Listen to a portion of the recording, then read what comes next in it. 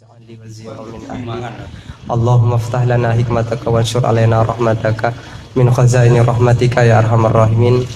Alhamdulillah Rabbil Alamin wa bihi nasta'inu ala umuri dunya waddin wassalatu wassalamu ala asyrafil anbiya wal mursalin wa ala alihi wa sahbihi ajma'in. Amma ba'du. Yang kami hormati Kiai Haji Bahauddin Nur Salim atau yang akrab disapa Gus Baha. Yang kami hormati jajaran pengurus Mahat Ali wa Ahusubid Dzikri Al Ustadz Khairuddin Habsis selaku Khatib Mahat Ali, Ustadz Sukandi sebagai pengajar Fathul Mu'in dan Kaidah Fikih,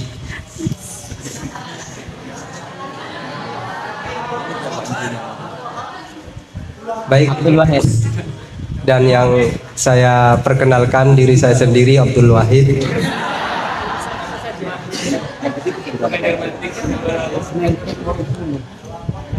Sahabat-sahabat sekalian yang berbahagia, rasanya sulit untuk memperkenalkan siapa beliau. Satu, karena beliau memang sudah terkenal.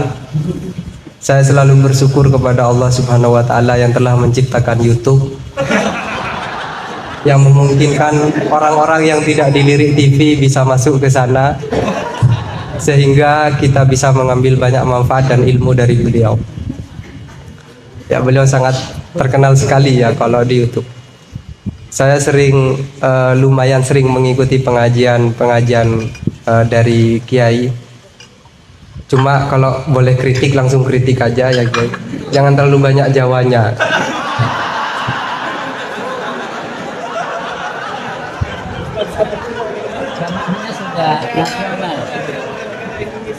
Ini negara mana? Ini bukan negara Madura. Dan setiap kali nonton YouTube, seringkali seperti kebiasaan para penonton yang biasa, yang lumrah, saya selalu biasanya melihat komentar-komentar duluan. Biasanya komentar orang bodoh itu jauh lebih mengasihkan daripada orang alim. Jadi sedalam apapun penjelasan dari Gus Baha atau dari kiai-kiai kita, tetapi kemudian dikomentari oleh orang bodoh di bawahnya, itu menjadi tiba-tiba sangat menarik, lebih menarik. Salah satu komentar yang saya ingat adalah penjelasan goblok gitu. Dan O-nya itu sampai 3 loh Gus.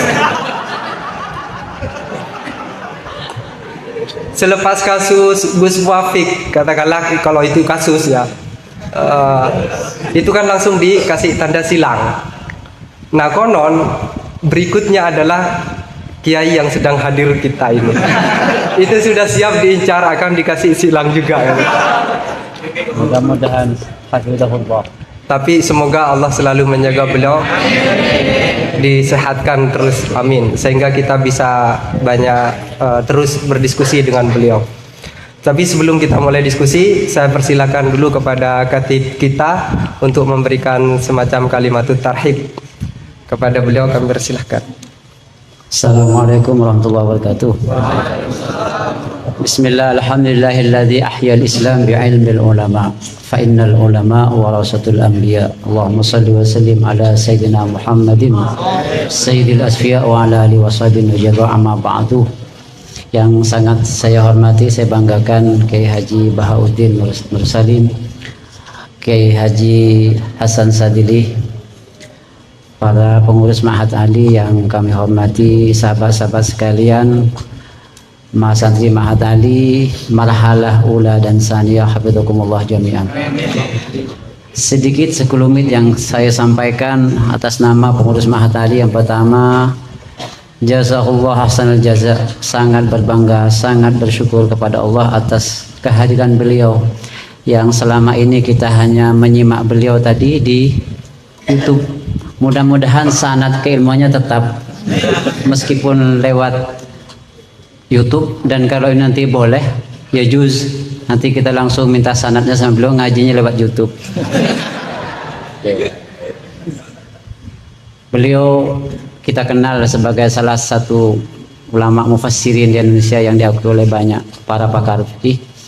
Mudah-mudahan nanti kita akan banyak mendapatkan curahan keilmuan dari beliau.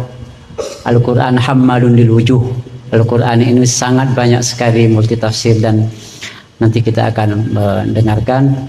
Kemudian yang kedua, atas nama pimpinan Ma'had Ali, mohon maaf yang sebesar-besarnya manakala ada hal-hal yang kurang berkenan kepada beliau. Sekali lagi kami mohon maaf yang sebesar-besarnya, tidak banyak ingin sampaikan, takut ditegur lagi. Assalamualaikum warahmatullahi wabarakatuh. Ya, jadi tadi di WA itu beliau katanya mau hadir di sini dan saya kebetulan ditunjuk tolong jadi moderatornya katanya. Temanya apa? Temanya fikih dan tafsir. Saya takut kembali apa tafsir dan fikih. Takut ada bedanya. Jadi tapi ngomong-ngomong Ma'had Ali di sini jurusan fikih dan usul fikih. Tapi bagaimanapun saya persilahkan kepada Gus Baha untuk memilih tema suka-suka.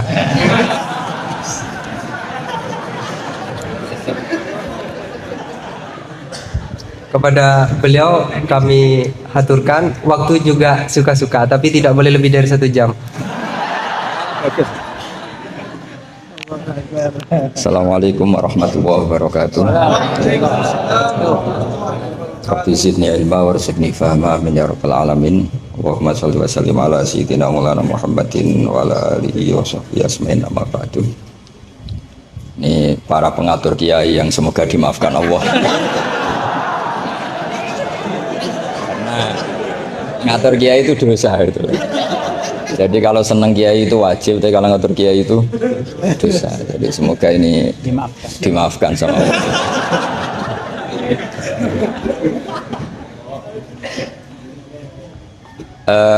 Tentang ini kan jurusannya fikih, jadi tentu fikih atau usul fikih itu semuanya diambil dari Quran.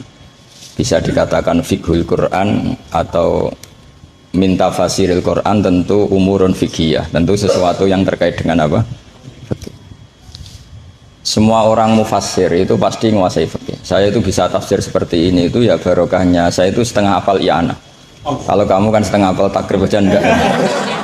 Ini pengasuhnya ini yang siapa ini, yang Pak siapa ini? Pak Khairuddin. Namanya aja sudah salah, Pak Khairuddin. Api-api agomo. Jadi kalau kamu mangkel sama Khairuddin, bocah kok nakal gitu. Itu kalau diterjemah api-api agomo kok nakal gitu. Jadi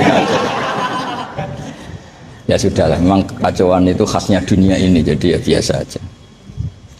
Begini saya beri contoh yang ekstrim ya. Jadi cara memahami Quran atau fikih itu kalau ingin paham serius itu cari sisi ekstrimnya. Itu pasti nanti kamu akan mau tidak mau.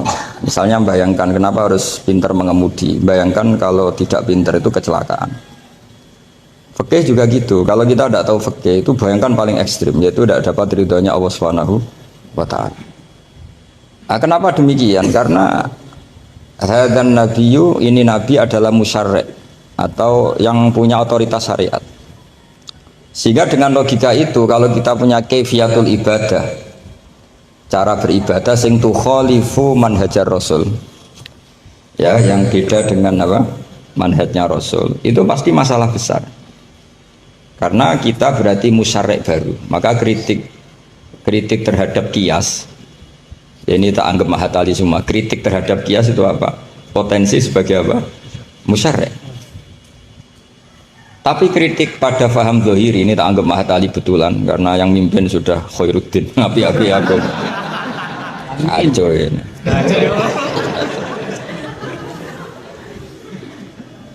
Jadi misalnya begini, sesuatu yang sama itu kadang berdasar riwayat itu ketentuannya beda.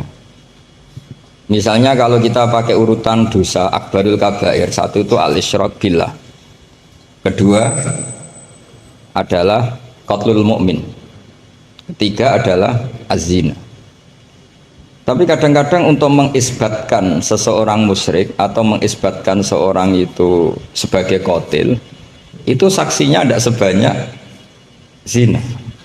Logikanya kan semakin akbar, semakin saksinya lebih banyak. Tapi kadang secara riwayat tidak. Sehingga apa yang dikatakan agama menurut ahli hadis ad-din huwa riwayah. Kalau menurut ahli hadis agama itu riwayat. Karena kalau kita melogika takut kita sebagai musyarri', sebagai penentu lain atau rivalitas dari Nabi dalam membuat aturan apa? Syariat. Oposisi ya kira-kira gitu. Sehingga beragama itu harus riwayat. Nah karena beragama harus riwayat itu, saya termasuk orang yang ngapalkan hadis banyak. Saya tuh hafalan saya hadis itu banyak sekali. Bukan karena ingin lulus ma'adali, itu sudah ada ikhlas kalau ingin S1 barang itu. Tapi ya nggak apa-apa, nggak ikhlas juga nggak apa-apa. Semoga dimaafkan Allah. Tapi saya hafal hadis itu bukan niatnya kayak jenengan ingin jadi apa? S1 terus guru TPQ nanti itu ketemu banyak ustazah yang cantik itu nggak bener itu niat itu. Tapi memang aturannya seperti itu. Saya beri sekian contoh. Kalau agama itu tidak selalu mengikuti logika kita.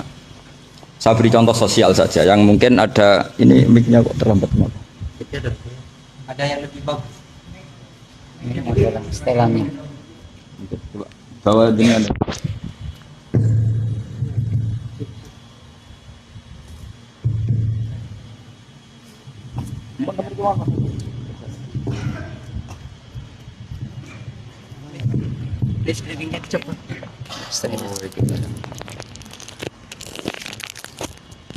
Amin Gus. Ini pengatur ya. Ini ikhlas. Oh ini ikhlas katanya. Bismillah saya teruskan. Saya memberi contoh logika sosial karena ini yang paling mungkin dalam perdebatan ijtihad. Kalau ubudiyah kan kita sudah taslim ya, cara sholat pasti seperti itu. Tapi saya beri contoh sosial. Menurut Anda jujur itu baik apa enggak? Kita pasti mengatakan jujur itu baik. Tapi kebaikan jujur menurut agama itu harus berbasis halal dan haram. Begitu juga senyum, begitu juga komitmen, itu setelah halal haram. Tadi saya sudah bilang sama Gus Hasan Sadili, akhlak itu di bawah hukum.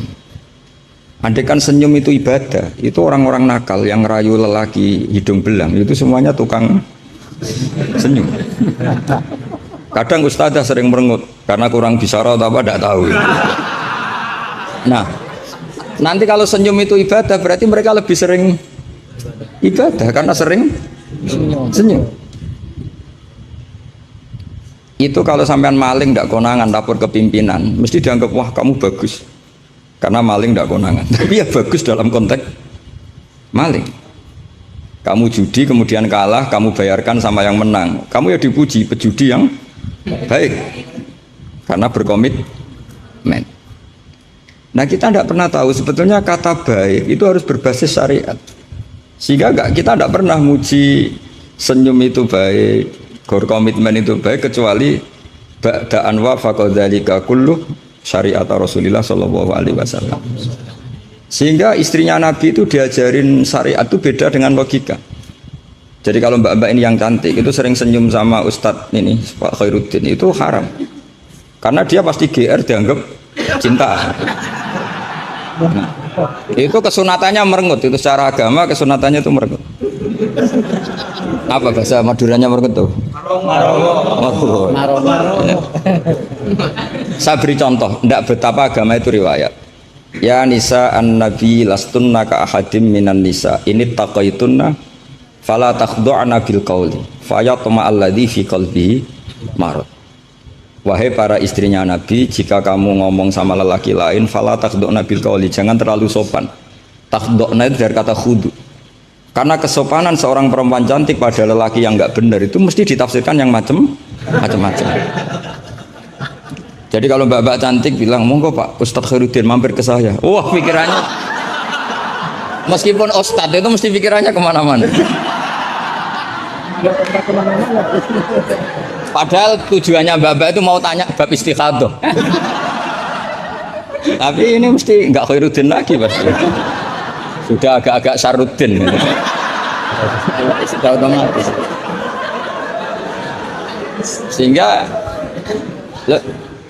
Sehingga aturan Quran jelas. kebaikan khudu, kebaikan sopan itu harus ada ukurannya. Karena takutnya faya toma alladzi fi qalbihi marad. Orang yang hatinya sakit melihat senyumnya perempuan yang niatnya sopan sekalipun ditafsirnya yang macam-macam. Itu juga fiqhul Quran. Makanya basis kita adalah mengenali fikih itu halal haram dulu secara riwayat. Seorang lagi secara riwayat, jangan secara akal.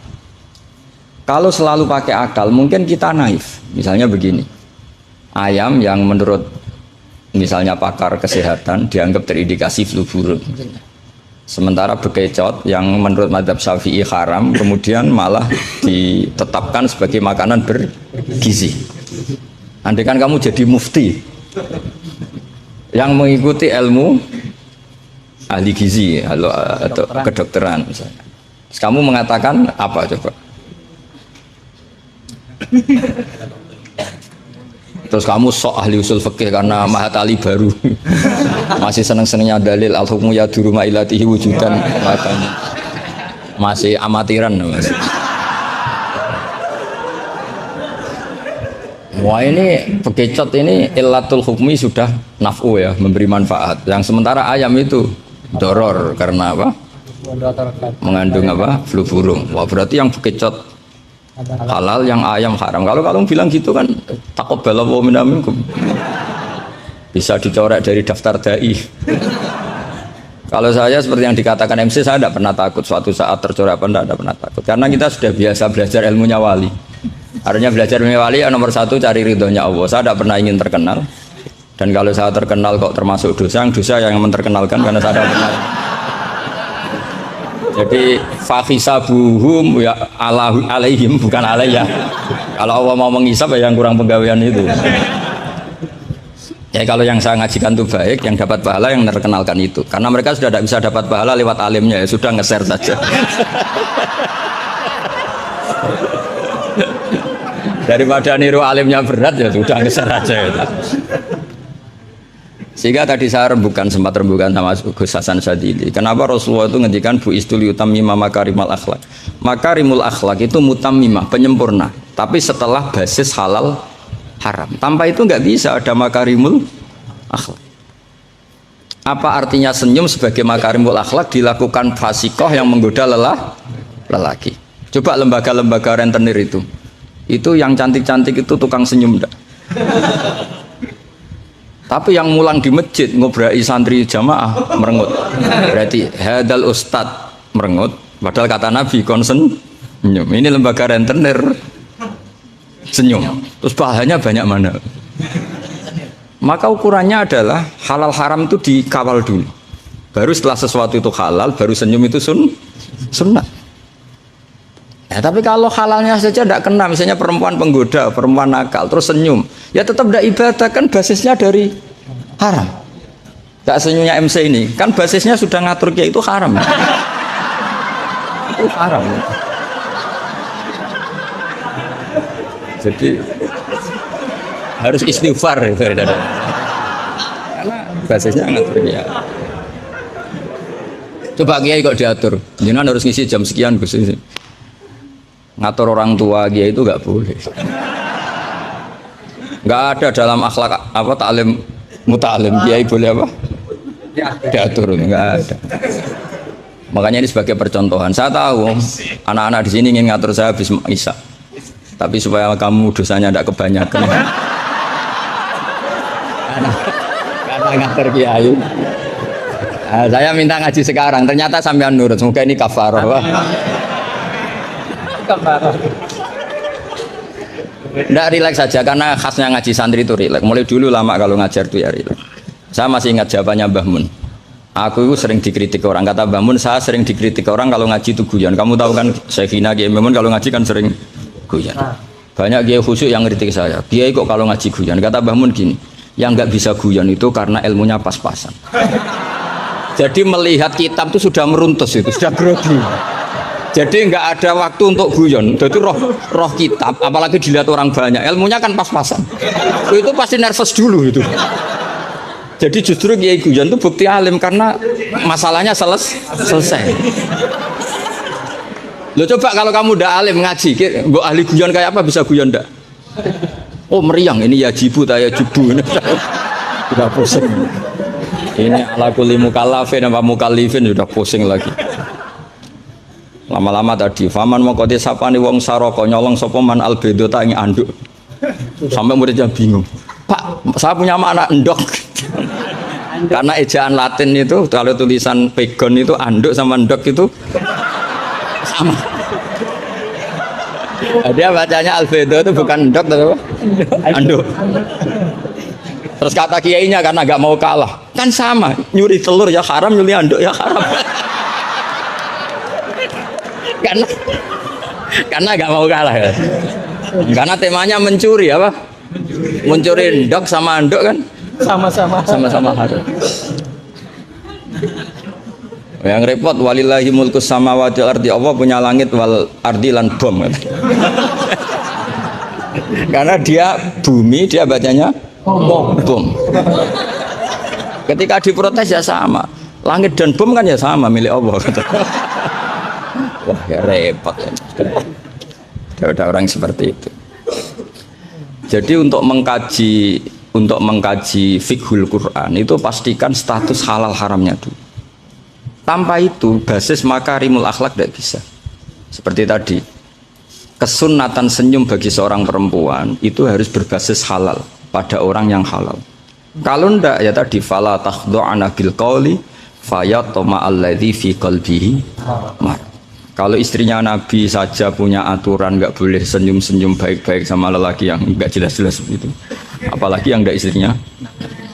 Itu sudah tak tafsirkan. Dia tadi mbak-mbak yang senyum pada Ustadz Khairuddin mau tanya istikhadah tapi mesti GR-nya ini. Wah, berarti seneng saya. Itu kan parah. Itu fayat ma'alladzi fi qalbihi marad. Kalau marodunya santri paling banter ingin dinikah. Kalau marodunya orang nakal kan lebih dari itu keinginannya itu. Nah makanya ngaji fikih itu harus minimal itu ya mu'in, i'anah itu setengah hafal. Kenapa saya syaratkan setengah hafal? Kata ulama-ulama, belajar ilmu itu gampang. Kata beliau-beliau itu at-ta'ahul lil torfi, ya, belajar sebagian tapi sampai ta'ahul, sampai ahli betul. Semal ihtidak bibagihi. Kemudian dari kamu ahli itu pola-polanya akan kamu ketahui. Karena ilmu itu mesti polanya sama. Ya polanya itu sama. Misalnya begini, hukumnya bohong itu apa? Tidak sama jawab, hukumnya bohong haram. Lah itu termasuk amatir sampean. Belajar usul fikihnya amatir. Keliru. Kalau kamu jawab bohong itu ada yang wajib. Ada perempuan mau diperkosa sama orang fasik, lari sembunyi di rumah kamu. Terus orang fasik tadi tanya ke kamu, apa ada perempuan ke sini? Kamu wajib bohong atau wajib jujur? Wajib bohong. Makanya ini salah asuh ini mesti dulunya. Maka kalau dalam analisis usul fikih al-kitsbu ya'tarihil ahkam al-khamsah, dalam bohong pun ada ahkam al-khamsah, dan itu Nabi sudah memberi isyarat tidak termasuk bohong orang yang mendamaikan dua kelompok. Ada sekian contoh yang bohong itu nggak dihitung dosa. Makanya hadadin ini butuh riwayat. Kalau menurut logika bohong itu haram. Tapi misalnya ada seseorang fasikoh, misalnya lonte nakal, janjian sama hidung belang, malam ini tak booking kamu tak bayar, itu wajib nepati apa wajib ingkar? Ayo coba. Kalau kamu bilang nepati janji itu wajib, berarti ini wajib. Maka saya bilang tadi, saya bukan sama Gus Sadeli, coba ajarkan bahwa baiknya nepati janji, baiknya senyum itu harus berbasis halal dulu. Kalau senyum yang melakukan perayu fasiko ya jadinya haram. Nepati janji yang melakukan fasiko ya jadinya haram karena janjian untuk melakukan perzinahan misalnya. Nah ini kamu harusnya fikihnya Mahatali harus seperti itu. Jangan nurut Pak Khairuddin, ini amatir. Masalah. Masa kenal saya baru ini sudah ngatur. Ini harus sepakat, yang ngatur kiai itu dosa. Wong guru saya aja jarang ngatur saya, kok orang lain ngatur. Itu Mbah Mun kalau nimbali saya mesti bahak takoi, nak pas nganggur kontrene. Ini ndak ngundang tanggalnya, jamnya diatur. Semoga Allah mengampuni.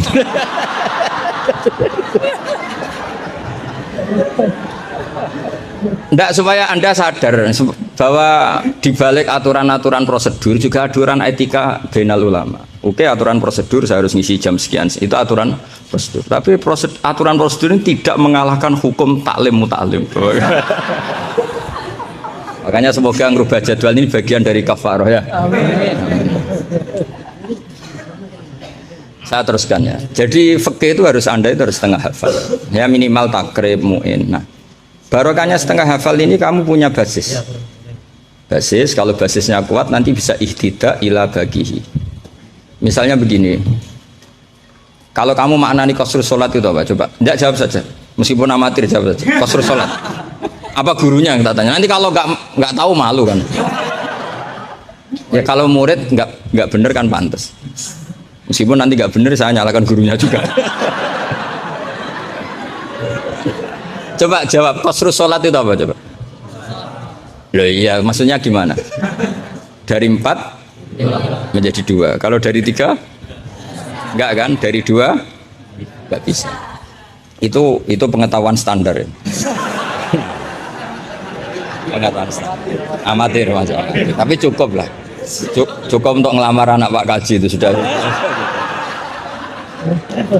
Tapi sebetulnya ada qasrus sholat yang makna lain, yaitu minal wujub ila tarkil wujub, atau minal haram menjadi tidak haram, atau minal ibtal atau mubtilat menjadi tidak mubtilat. Karena ayat itu turun ketika perang. Wa idza darabtum fil ardi falaysa 'alaikum junahun an taqsuru minas shalat. Itu ulama tafsir itu ijma, dan ini Anda pasti tidak tahu. Karena gurunya aja belum tahu ini. Itu sebetulnya ayat itu bukan turun tentang rubaiyah menjadi sunaiyah, tapi tentang hamlud dam fi sholat itu nggak boleh, tapi gara-gara perang menjadi boleh. Bergerak salah suharokatin mutawaliyatin normalnya nggak boleh, gara-gara perang menjadi boleh. Maka di situ maknanya qasrus sholat adalah minal wujub menjadi tidak wujub, minal ibtal menjadi tidak ibtal. Tapi kan kita kan dari dulu belajarnya amatiran gini, jadi ya sudah qasrus sholat pokoknya papat jadi 2. Itu sudah pinter, sudah Makanya diantara terusannya ayat itu kamu harus membawa pedang. Karena padahal membawa pedang ini kadang mulat toh bidam, pedang ini penuh dengan darah. Jadi antak suruh minas sholat tentu makna pokoknya seperti tadi 4 menjadi 2. Tapi ada makna yang justru dibawa oleh sejarah ayat itu sendiri, yaitu normalnya orang sholat tidak bawa darah tapi ditoleransi saat perang. Nggak boleh gerak, ditoleransi saat perang. Misalnya sholat, istiqbalul kiblat wajib enggak? Wajib, tapi fi syiddatil khaufi wajib enggak? Enggak. Nah, itu ya qasrus sholat namanya. Jadi qasru maknanya mencendak, memperpendek dari syarat misalnya 100 atau 10 menjadi tinggal 4. Jadi qasru itu misalnya syara itu sihati sholat 10, gara-gara syiddatul khauf menjadi 4. La minas asroh ilal arba'ah ini juga qasru. Paham tak ya? Enggak, kalau ilmu yang kelas tinggi nerangkan ustadznya. Nanti muridnya tanya ustadz. Jadi artinya apa? Kamu bisa memahami gitu tuh kalau mutabakhir bil arabiyah, karena dari awal maknanya qasru itu nyendak.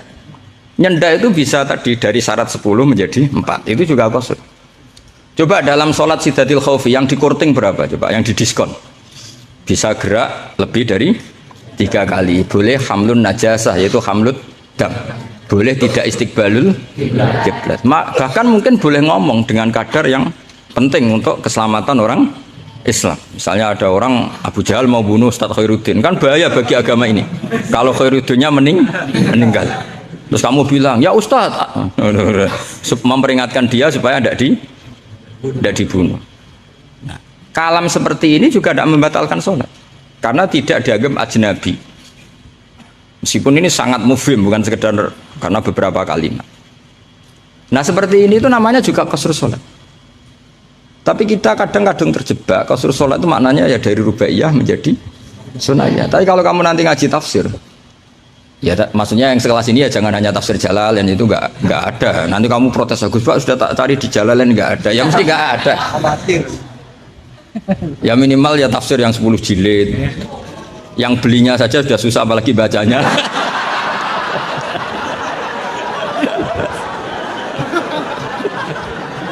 Ya kan yang belinya aja sudah susah apalagi baca. Tapi kan sekarang ada nih. Ya, kalau pakai Maktabah Syamilah itu kitab bakhil itu namanya. Orang kok gak mau modal itu. Beli HP 3 juta mau, pas mau beli kitab hanya pakai Maktabah Syamilah. Itu berapa harganya? 20.000. Itu kriminal menurut saya itu. Untuk calon ulama itu masalah. Karena kalau tradisinya ulama kan baca kitab, ditakriri, dibandingkan, terus dimukobalahkan. Nah kalau kutub Maktabah Syamilah mau kamu takriri gimana? Apalagi nyuwun sewu kalau ada tahrif atau apa kita ada ikut tanggung.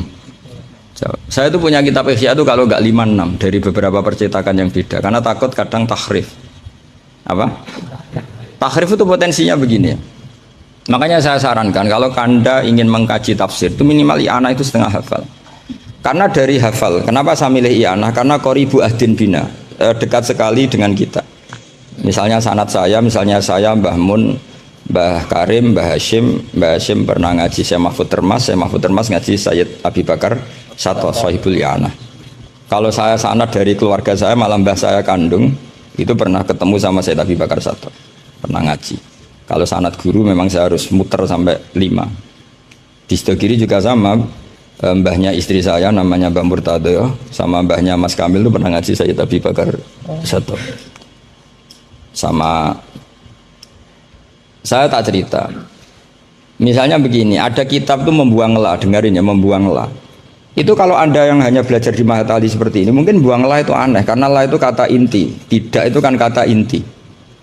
Tapi di orang Arab, buang la itu biasa. Jika tafsir Jalalain selalu mengatakan la uqsimu bihadzal balad, la uqsimu biyaumil qiyamah, la zaidatun, la difonis ya zaid.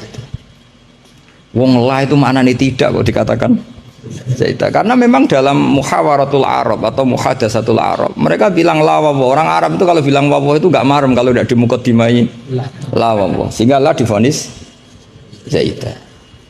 Tapi problem dikatakan zaidah begini, apa betul iya? Karena kebalikannya juga ada. La itu ada tapi di lafadz tidak ada. Maksudnya di lafadz tidak tertera. Misalnya wa'alal ladzina yutiqunahu fidyatun ta'amu miskin. Coba kalau kamu maknani tanpa la, orang yang mampu puasa pun enggak dimaknani tanpa la. Makanya tadi mukaddimah saya kan kalau ingin belajar ilmu cari sisi ekstrimnya. Misalnya kalau kamu kangkang itu jelek, bayangkan kalau untuk cah jelek, tahu-tahu anak kamu jelek banget gitu. Itu kan cari sisi ekstrimnya. Itu kan tahu-tahu anak kamu nyesal punya bapak dan ibu kamu. Karena sekali pesek keriting, bojomu ya pesek keriting, terus anakmu kayak orang Afrika. Nak lanang rapo terus wedok. Itu kan kamu ikut dosa. Karena membuat generasi yang nggak laku rabi gara-gara salah. Ikut dosa. Makanya sebetulnya kalau nuruti logika cawe wedok untuk cah lanang elek agak sunat karena nolong merubah. Agak sunat sebenarnya. Tapi bisa saja cowoknya ini yang haram karena memperburuk. Karena biasanya kalau yang sahabatnya besar itu yang jadi. Karena yang wedok cantik, yang lanang jelek kan yang semangat yang lanang. Biasanya anaknya mirip bapaknya. Nah, itu masalah kan enggak. Itu kalau menurut di fikih itu logika. Tapi fikih kan enggak logika juga apa? Riwayat. Saya teruskan ya. Kalau Anda tahu di fikih yang boleh fidyah itu kan az-zamin orang yang lumpuh atau as-syekh sing marot sing la yurja buruhu. Saya ulang lagi, kalau kita ngelotok fikih yang boleh bayar fidyah itu siapa? Orang yang sudah lumpuh atau syekh orang tua yang nggak mungkin sembuh lagi, maka dia dianggap nggak mampu puasa diganti fidyah. Karena ada kepastian fikih demikian sehingga ketika kita baca ayat wa'alal ladzina yutiqunahu tetap kita baca la yutiquna. Kenapa kita tahu itu? Karena basis fikih kita cukup. Meskipun tidak ada la tapi basis kita mengarah ke la. Berarti yang menentukan kamu alim itu basis fikih apa basis lughat? Basis fikih. Kebetulan secara lughat disahkan. Apa bukti disahkan secara lughat? Ada kalimat biasa yang tidak ahkam syariah tapi buang la. Tawahi tafta'u tadhkuru Yusuf ela tafta'u tadhkuru Yusuf. Ketika Nabi Yakub sampai setengah buta, kata anak-anaknya, sudahlah bah, kamu itu terlalu selalu ingat Yusuf. Tawahi tafta'u ela tafta'u, artinya ada membuanglah di dialog-dialog Kalau dalam dialog biasa bisa dibuang, maka dalam hukum juga bisa dibuang. Kayak wa'alal ladzina yutiqunahu fidyatun ta'am miskin. Ela yutikuna. Ada lagi contoh yang mesti membuang lah. Ini mujma'alah pasti. Maksudnya secara makna pasti mujma'alah. Mungkin ada yang mengkaji fiqhul Quran. Ada ayat di bab kalalah itu yastaftuna qulillahu yuftikum fil kalala ini mruun halaka laisa lahu waladu walahu ukhtun falaha nisuma tarok sampai saat terusnya terus ditutup apa yubayyinu wallahu lakum an tadillu. Coba maknani tampallah. Oh sesat semua. Coro sekretaris tadi sudah di X semua. Coba kalau maknani tampallah. Yubayyinu nerangaken sapa Allah memberi penjelasan an tadillu supaya kamu sesat. Betapa bodohnya kita. Itu jelas menyimpan la dan mujma'alah, nggak mungkin kamu maknani tambah la. Karena kalau tambah la maknanya Allah memberi penjelasan agar kamu sesat. Itu mbok guru paling goblok pun tidak akan segoblok itu gitu. Akhirnya tafsir Jalalain ya urun, biasanya urun itu urun rembuk, an sama ta terus dikasih la ya, biasanya tafsir Jalalain kan gitu. An terus dipotong ditambahi la ini di luar kurung karena enggak Quran, yang dalam kurung Qurannya terus la itu urunnya Imam Suyuti atau tafsir Jalal. Pasti maknanya mujma'alah membuang la. Nah kalau ada yang tidak membuang la pasti punya solusi lain yang maknanya sama. Misalnya gini, kalau kamu belajar nahwu, saya ulang lagi, kalau kamu belajar nahwu alfiyah lah, satu alfiyah juga sarahnya itu setengah hafal karena saya butuh paham ya, butuh paham. Kamu milih mana, buang la sama buang mudhof? Populer mana di nahwu? Ulama nahwu ada yang milih lebih populer buang mudhof. Misalnya was'alil qaryah was'al ahlal qaryah. Ya misalnya gitu. Nah makanya ulama daripada buang la itu gak pati lughatun ma'rufah, gak pati begitu dikenal, milih buang mudhof. Artinya terus bilang gini, yubayyinu wa lakum karohiyata antadillu. Allah memberi penjelasan karena Allah tidak suka kalau kamu sesat. Terus karohiyah dibuang. Nah ini kan urusan makna, urusan pilihan lughat, tapi semuanya sepakat maknanya harus seperti itu. Tapi ada yang milih buang la, ada yang milih buang mudhof. Nah kira-kira secara rasa nahwu kamu milih mana coba? Mungkin ram lagi saya kok milih. Tapi tetap kita tahu, nggak mungkin yang dimaksud Allah memberi penjelasan agar kamu sesat. Kalau menurut saya pribadi suka buang mudhof karena lebih familiar. Memang buang mudhof di bahasa Arab itu familiar. Bukti paling gampang itu di bab taukid. Di bab taukid kalau kamu ngaji nahwu bab taukid. Ja'a zaitun nafsuhu apa? Ja'a zaitun nafsuhu atau ja'a zaitun ainuhu. Itu semua ahli nahwu mesti bilang begini. Yang ahli loh ya, enggak sampean, yang ahli nahwu pasti bilang begini. Taukid itu dipentingkan untuk memastikan hadal kalam la yahtamilu mudhofan, bahwa kalam ini tidak terjadi pembuangan mudhof. Karena kalau dalam bahasa Arab ja'a zaitun bisa saja ja'a gulamu zaidin atau katibu zaidin atau tilmizu zaidin. Sampai butuh taukid itu saking seringnya di bahasa Arab itu ada buang mudhof, sehingga orang Arab kalau ingin memastikan Zaid sendiri yang datang harus ngomong ja'a zaitun nafsuhu. Karena kalau zaitun saja bisa artinya katibu zaidin atau gulamu zaidin. Berarti buang mudhof populer enggak? Populer sekali sampai ada bab taukid untuk menghilangkan kemungkinan itu. Saking seringnya apa? Saking sering. Itu kalau kangkang sedang gaya itu kan wah saya rabi keluarga Ki Asad. Baru tanya, keluarga yang mana? Ponakanya apa cucunya? Enggak, candalem enggak. Karena gue gaya-gayanan kan harus ngomong seperti itu. Nah, sehingga dalam level ekstrim ilmu kalam atau ilmu tauhid, saya ulang lagi, saya mukadimahnya tetap sama ya. Cari sisi ekstrim dalam mengkaji satu ilmu, ya cari sisi ekstrim. Misalnya kalau kita tidak buang mudhof, kamu bisa nggak maknani ini secara ilmu kalam atau ilmu tauhid? Wajah rabbuka wal malaku soffan. Coba maknani tanpa buang mudhof. Kaya Allah kaya dirijen. Wajah alan teko sapa rabbuka pangeran sira wal malaikatu lan wal malaku lan malaikat oleh teko soffan hale baris-baris. Jadi sok kiamat itu Allah berbaris. Kriminal enggak kalau dalam ilmu tauhid? Kriminal kan karena di sini ada tasbihu wa bil khalqi, menyerupakan Allah dengan makhluk.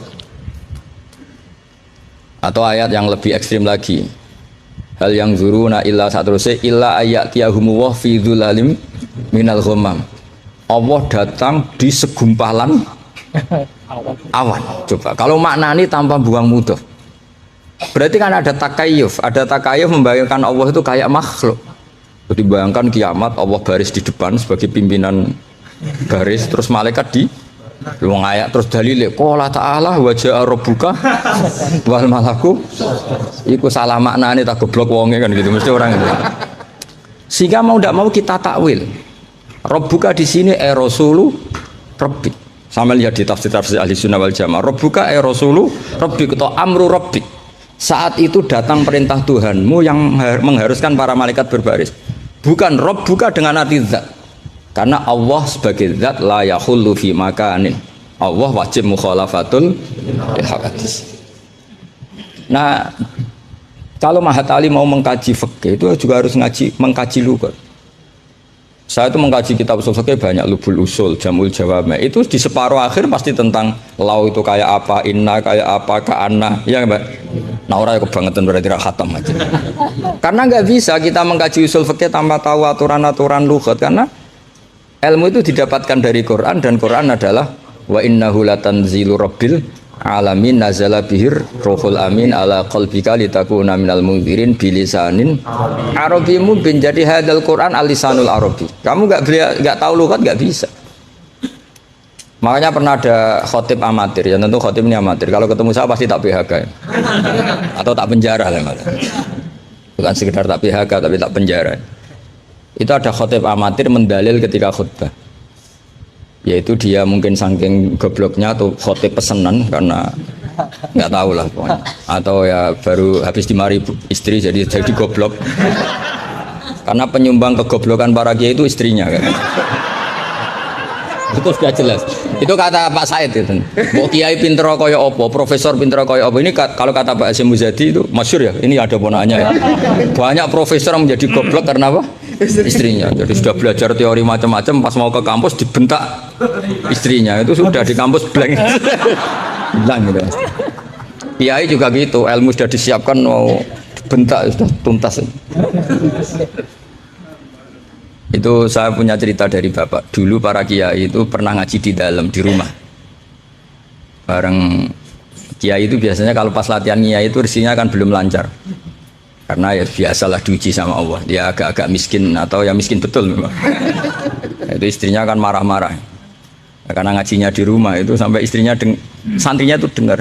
Yus kono anakmu pakani kitab gitu. Maksudnya itu. Wong wayahe blonjo kok tetep ngaji gitu. Akhirnya terus kiainya bilang, "Wis ngaji ning pondok, ngaji ning pondok." Jadi kiai ngaji di pondok itu karena tragedi itu awal. Itu awal peralihan dari rumah ke pondok. Semenjak itu kayak jadi mujma'al kalau ngaji di pondok saja. Ya, karena itu tegangannya lebih aman. Jadi kalau ada kiai kok berani ngaji di rumah jam belanja, apa? Kalau habis sisa agak keren. Karena istri sudah mandi, sudah aman semua. 6:30 pagi. Jadi kalau ada kiai berani ngajar di rumah jam-jam belanja itu tak puji. Apalagi berani di istri kedua, oh tambah hebat. Tambah hebat. Ya. Ada yang berani? Ada. Terus nggak ada masalah? Apa ada masalah disembunyikan? Banyak, lebih banyak. Saya teruskan. Di sini ada yang hafal Quran santri kamu? Ada. Gurunya hafal nggak? Itu masalah. Bid'ah itu termasuk. Muridnya hafal, gurunya enggak. Si khotib tadi dalil begini. Wala tangkihul musyrikati hatta yu'min. Yaitu tentu nakah itu hanya muta'addi li maf'ulin wahid. Ya saya ulang lagi, nakah itu muta'addi li maf'ulin wahid yang binafsihi ya. Yang apa? Binafsihi.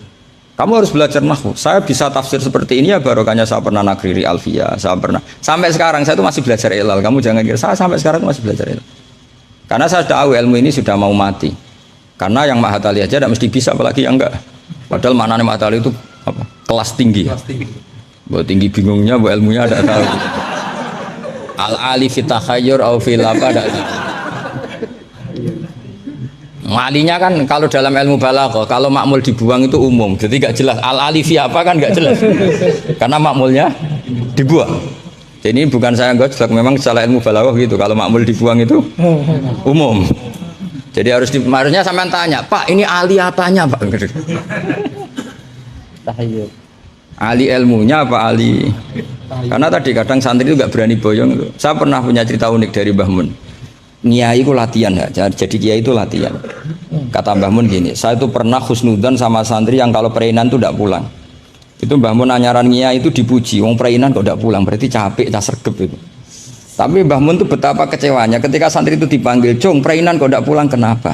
Nah, ning omah kan ngarit, Mbah.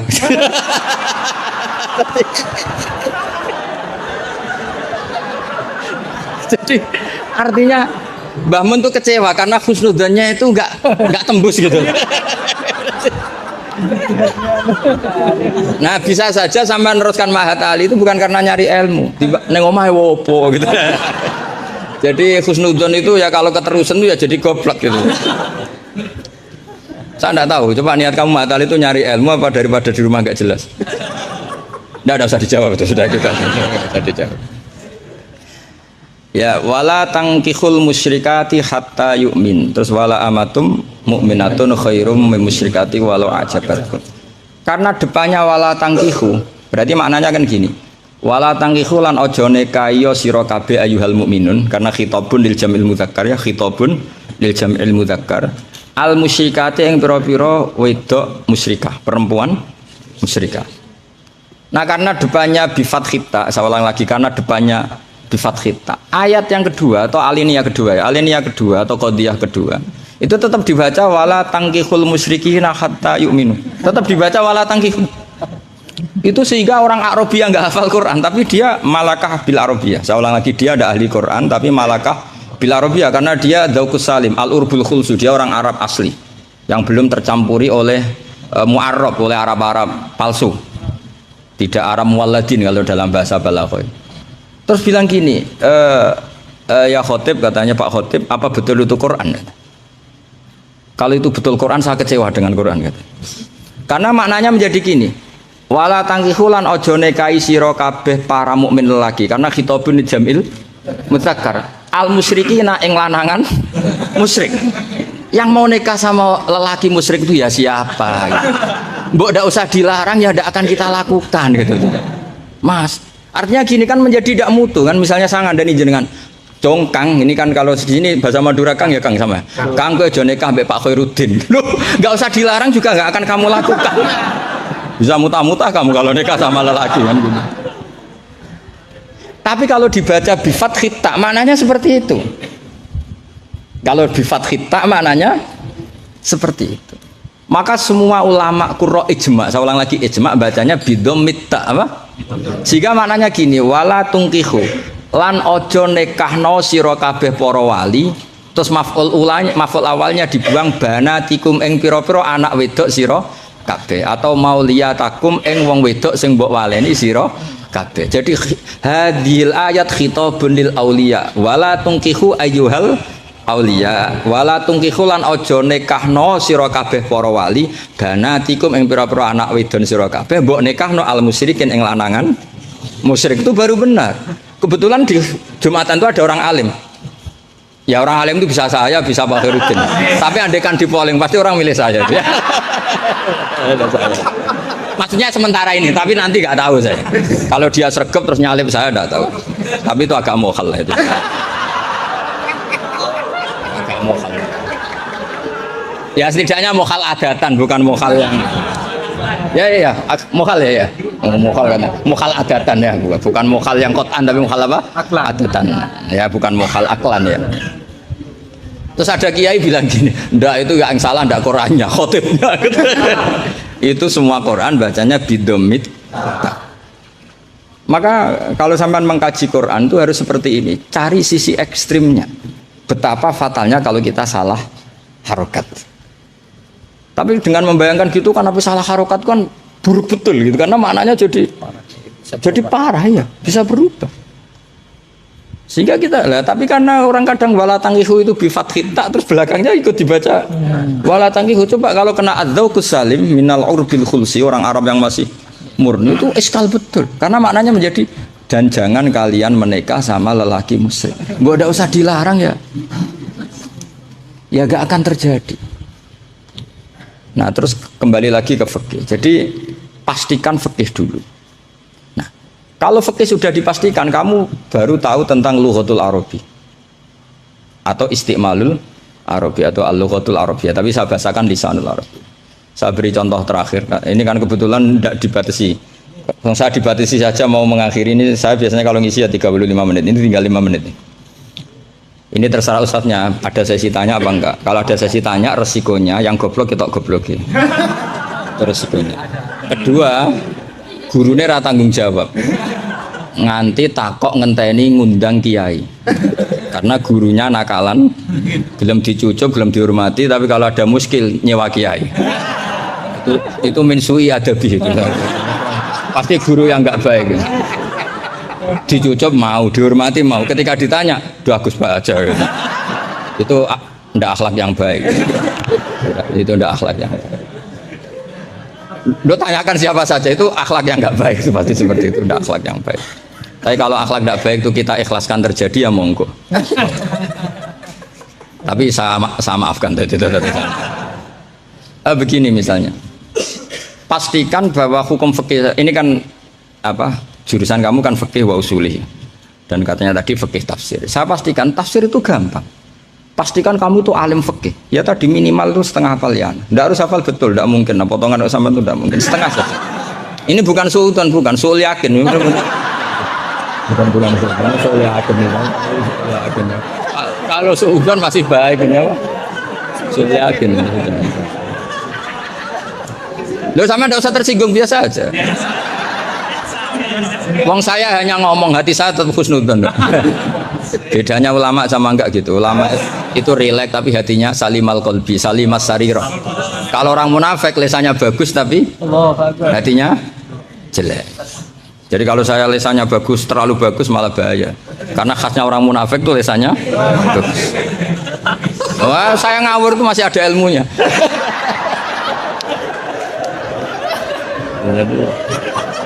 Saya ngawur sama kamu tidak ngawur itu masih benar saya ngawur. Karena ngawur pun ada apa? Ada ilmu.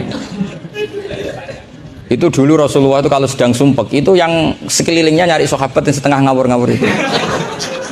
Karena Abu Bakar itu terlalu sopan untuk bisa bikin Rasulullah tertawa. Umar ya gitu. Makanya ketika Rasulullah sumpek itu hazin itu kelihatan sumya karena yang dipikir banyak tentu Rasulullah termasuk mikir sampean ngelebano swarga sampean yo angel karena kuota amalnya ndak cukup sampai Rasulullah nangis minta hak syafaat.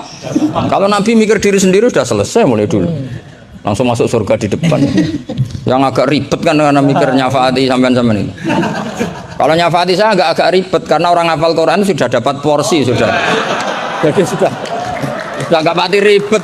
Yang ribet ini coba sampean atas nama apa coba? Kalau Habib Husain kan atas nama cucunya.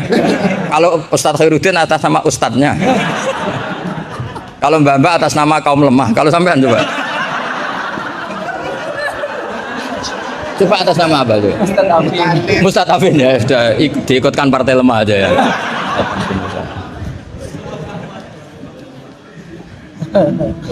Saya teruskan ya. Pastikan hukum itu secara fikih. Apa? Kalau secara fikih kamu sudah hafal, nanti menakwil Quran, takwil itu bisa maknanya tafsir, bisa maknanya tahmil. Nanti saya jelaskan. Itu pasti gampang. Misalnya begini. Muharramatun nikah itu ada berapa coba? Kan ada 7 yang bin nasab. Ya muharramat itu kan ada 3 sebetulnya. Muharramat bin nasab jumlahnya berapa? 7. Ada muharramat bir rodok jumlahnya juga 7. Ada muharramat bil musaharah karena bisanan. Ya karena apa? Terus yang terakhir ada haram min haitsul jam'u tapi tidak min haitsun nikah. Ya haram min haitsul jam'u tapi tidak haram min haitsun nikah. Kayak kamu nikah mbaknya otomatis nggak boleh nikahi adiknya selagi masih sah dengan mbaknya. Makanya nunggu mbaknya mati jadi urutannya. Jadi kalau mbaknya mati betul nggak tahu saya itu. Semoga nggak karena apa-apa takdir. Tapi kalau adiknya cantik, mbaknya jelek kok mati dulu. Itu kasat reserse bisa nyelidiki itu. Ya itu ya kita pastikan begitu dulu. Ya itu pastikan. Sehingga kamu hafal muharramat bin nasab kalau menurut bahasa Arab itu ada 7. Yaitu siapa? Ummahatukum hurimat alaikum ummahatukum wa banatukum wa akhwatukum wa ammatukum wa kholatukum wa banatul akhi. Jadi kalau orang Arab bilang itu 7, tapi kalau orang Jawa cukup 4 apa? 4 karena orang Jawa hanya ngitung ibu, putri, saudara, bule hanya 4. Karena orang Jawa bule dari bapak atau ibu namanya juga bule. Kalau orang Arab bilang dari bapak ammah, dari ibu khola, maka menjadi 5. Orang Jawa hanya bilang keponakan, apa? Keponakan. Orang Arab bilang banatul akhi, banatul ukhti. Jadi kalau orang Jawa bilang lebih simpel karena ammah sama ya karena sama ammah sama khola dihitung 1 ya kan? Bule, ponakan dihitung 1. Sementara di Arab dihitung 2. Terus rodok, terus tadi musoharo. Terus min haisul jam'u. Kita ketika ngaji takrib, jam'u itu diteruskan. Tidak sah menjam'u baina mahromaini. Tidak diresaksikan bainal ukhtaini, tapi baina mahromaini. Tidak boleh menikahi perempuan yang ada hubungan mahram. Pengandaiannya gimana? Imro'atani sing lau furidot ikhdahuma dzakaron, tidak boleh nikah. Jadi yang dikatakan 2 mahram apa?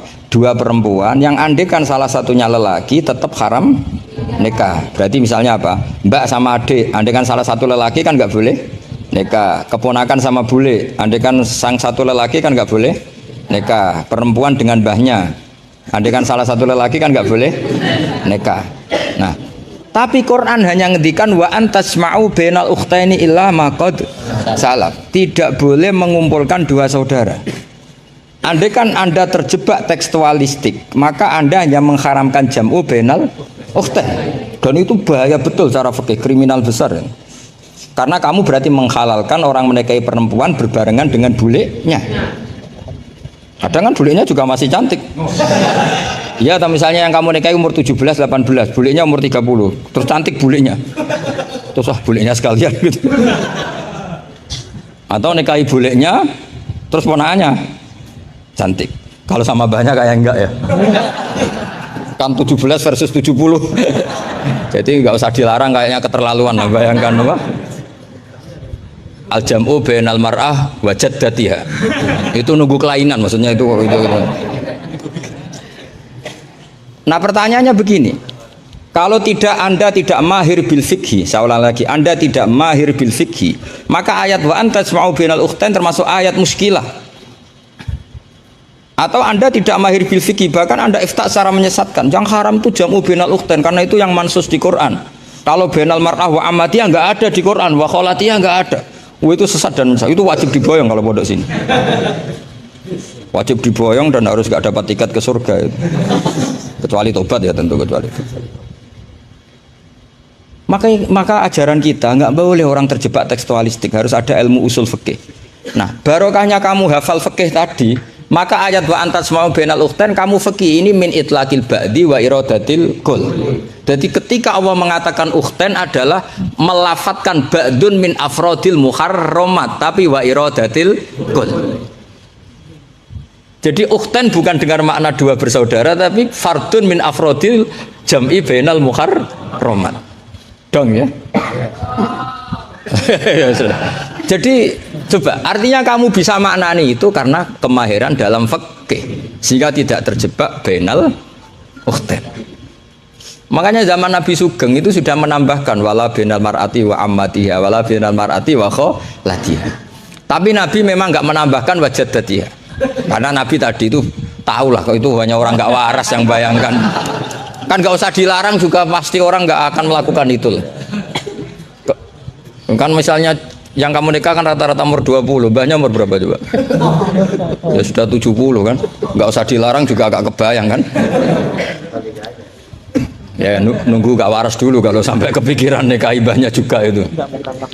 Dan mukallaf ini katanya. Nah, jadi saya ulang lagi ya, kalau kamu ingin mengkaji apa? Tafsir ya, pastikan fikih itu ngelotok andori kolbi. Sehingga lafat-lafat yang meskipun muhim itu memberi salah cipta. Cara kiai mekanisme apa kalau muhim? Kiai Jawa maknane muhimun, lafat yang maringi salah cipta. Lafat yang zahirnya itu memberi salah Paham? Muhim itu dulu. Ya kayak tadi loh, wa antas ma'um binal ukhtain kan hadil ayat tuhimu seakan-akan yang haram itu hanya jam'u binal ukhtain. Itu apa kalau bahasa Madura? Apa? Itu bahasa Indonesia, enggak bahasa. Itu bangsa Indonesia, ada bangsa Madura yang menurut bangsa Madura. Kalau tadi makna bangsa Indonesia bukan. Pokoknya seperti itu. Jadi kepastian, makanya menurut saya tradisi guru-guru kita ya mulai Mbah As'ad, mulai sekarang ada Gus Azaim, mulai dulu ada semuanya lah, ada Gus Fawaid. Tradisi guru kita ini sudah benar. Orang itu nggak boleh belajar tafsir Jalalain sebelum belajar mabadi fikih, pesolatan, sulam taufik, sulam safina. Sekarang itu termasuk minal fitan besar, termasuk fitnah besar sekarang. Orang belum belajar apa-apa langsung belajar tafsir. Saya ini kecelok ahli tafsir, tapi belum pernah saya baca tafsir secara masif. Saya tiap ngajar tafsir pasti ngajar fikih. Saya sampai sekarang masih ngajar Muhadzab, ngajar Fathul Wahab. Bahkan kitab terkecil fikih pun saya ajarkan, yaitu Sulam Taufik. Saya ngaji tafsir hanya 2 minggu sekali. Itu pun saya mesti ngomong fikih. Karena takut tadi. Takut orang-orang itu hanya ngomong tafsir, dan ngomong apa? Fikih. Itu termasuk ngaji khasah tafsir itu mesti ngomong fikih. Bahkan Pak Quraisy Shihab, Profesor Quraisy Shihab mengkagumi saya dari segi saya selalu ngomong fikih. Karena tadi nggak kebayang tafsir ini kalau nggak dikawal fikih. Coba misalnya kalau wa antas ma'u binal ukhtain, terus kamu secara lama bilang, oh ini jelas Allah hanya mengharamkan binal ukhtain, kalau boleh kan ya masih cantik. Waduh, itu kalau saya jadi kiainya saya langsung sujud sama Allah, ya Allah jangan kasih tiket surga, bukan sekedar tak boyong. Kalau tak boyong masih bagus ini. Tapi kalau kita ngelotok fikih, secara fikih sudah angzori kolbin pasti tahu hadil ayat ini cara balaghah min itlaqil ba'di wa iradatil kul. Jadi ketika Allah menyebut bainal ukhtain mewakili makna bainal mahramin. Apa? Bainal mahramin. Itu kan sama seperti Nabi ngendikan tawaf cung yo ning Hajar Aswad. Maknane ya semua Ka'bah, ora kok kowe mau bengi Hajar apa? Hajar Aswad. Itu biasa dalam bahasa Arab seperti itu.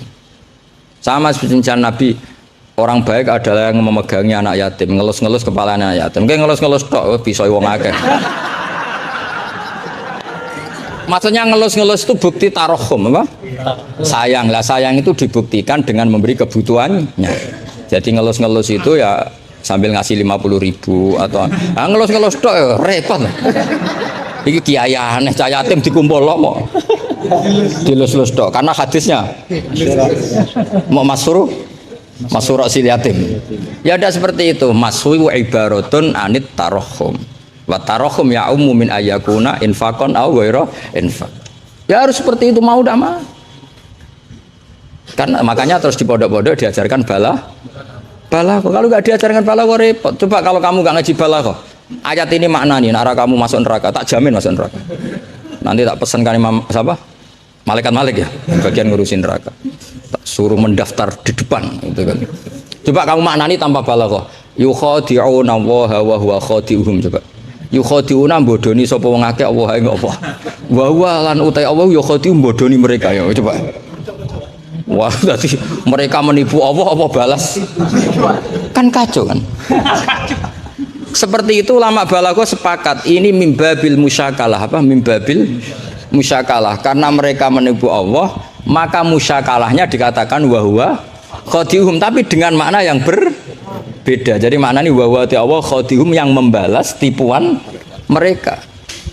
Padahal kata membalas itu tidak ada di situ. Tapi kalau kamu maknani khadihum dan Allah menipu mereka, berarti kamu nyifati Allah sebagai itu kafir berat. Itu. Bukan kafir ringan itu. Nah makanya kalau kamu mau belajar balaghah, cari sesi ekstrimnya. Betapa bahayanya kalau tidak belajar balaghah, maka wa khadihum kamu akan salah makna. Juga begitu juga di wa antas mau bainal. Jadi kembali ke depan bahwa kita kalau mau mengkaji ilmu itu cari sisi ekstrimnya. Supaya kamu tahu betapa bahayanya kalau tidak menguasai ilmu itu. Pasti apa fasuilu fa'aftu bi ghairi ilmin fadallu waduh. Ya sekian, assalamualaikum warahmatullahi wabarakatuh.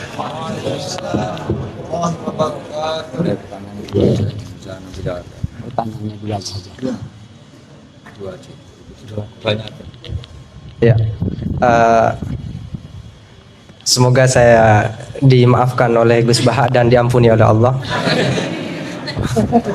bahwa saya telah mengatur beliau karena betapapun kata beliau aturan prosedural ya harus tetap di bawah taklimu taklim.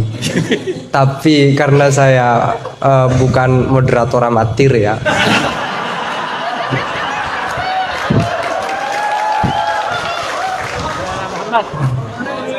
Jadi karena bukan moderator amatir, saya pakai yang satunya bahwa akhlak itu harus di bawah hukum. Dan dalam konteks musyawarah ya moderator adalah kekuasaan tertinggi.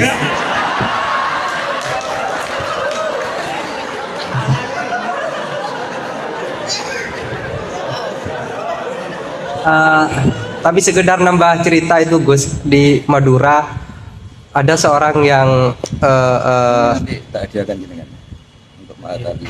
Alhamdulillah. Saya teruskan ya.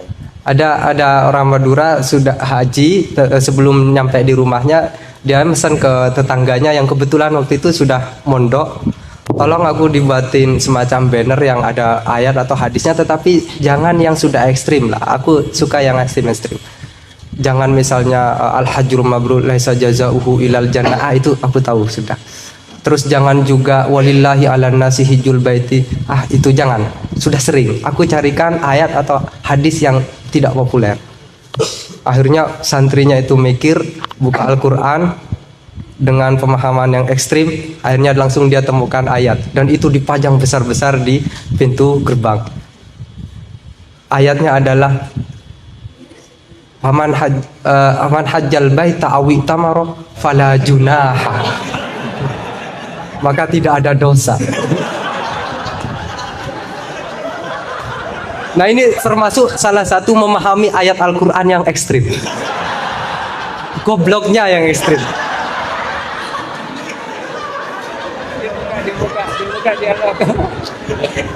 Baik, silakan dua pertanyaan, dua penanya ya. Gus Husen, Putri juga ada, silakan kalau ada. Satuan berarti. Ya, satu putra, satu putri. Kalau putri gak ada, tidak apa-apa. Ya, Husen. Bukan milih santri putri. Silakan, Ustadz Herudin, siapa Ustadz? Ustadz Asror. Ya, saya persilakan dulu dari Ustadz Asror dulu. Ya, Ustadz dulu biar takzim, biar saya tahu.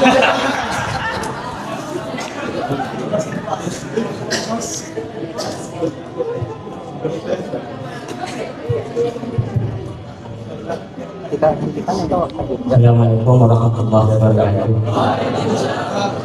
Yang kami hormati Haji Alhamdulillah Nur.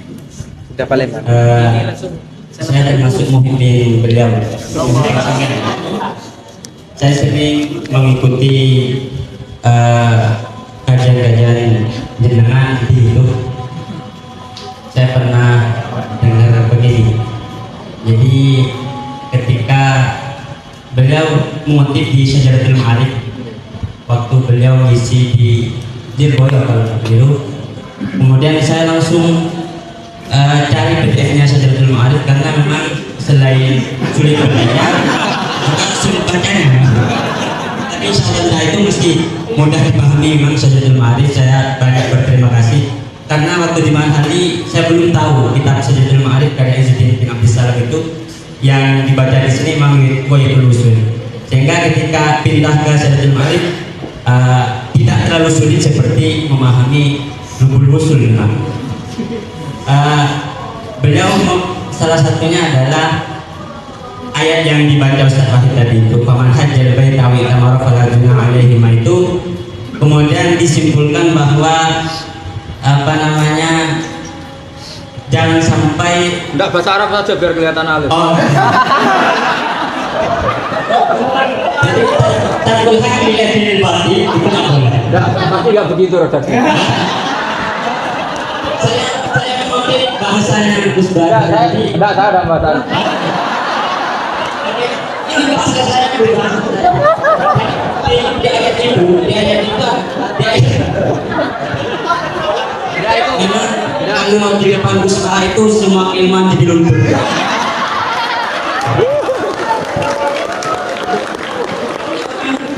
Bahauddin itu kan kebanggaan agama.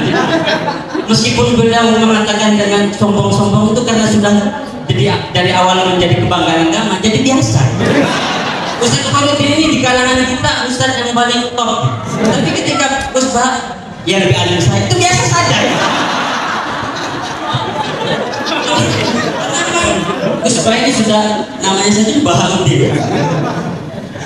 Di ayat tadi itu wala junahala'ikum kan diceritakan di situ memang dulu ada patung-patung begitu sehingga disimpulkan oleh ulama bahwa tarkul haqi lihat batin itu tidak apa-apa. Apa namanya? Tak boleh. Jadi tarkul haqi lihat batin tak boleh. Saya ini jadi penonton. Yang ingin saya tanyakan begini, Gus. Dalam kitab Bajuri yang paling yang sering dikaji teman-teman Mahdani, isi Al-Quran itu kan cuma 9. Oh. Iya, isi Al-Quran kalau disebutkan kan cuma 9. Mulai dari halal, haram, kemudian qisas, kemudian tanzir, tausyir, dan ada 9. Saya lupa itu disyairkan oleh Syekh Al-Bajuri disyairkan. Saya tadi lagi enggak mau disyairkan. Tapi itu ada nanti saya di bab head nanti saya persilahkan ke teman-teman di bab head itu di Bajurinya ada syiiran tentang isi Al-Quran cuma ada 9. Sehingga bagi beliau kan karena sudah ada halal haram dan begitu, itu ketika ada al-qisah bil Quran dijadikan hukum seperti tadi itu menjadi suatu yang sepertinya kurang seperti ini lagi. Cerita tentang Nabi Ayub. Nabi Ayub itu oleh Allah khud biyadika dhiftan fadrib bihi wala tahnas. Enggak khud liru itu. Wah khud. Wahud dia dikatakan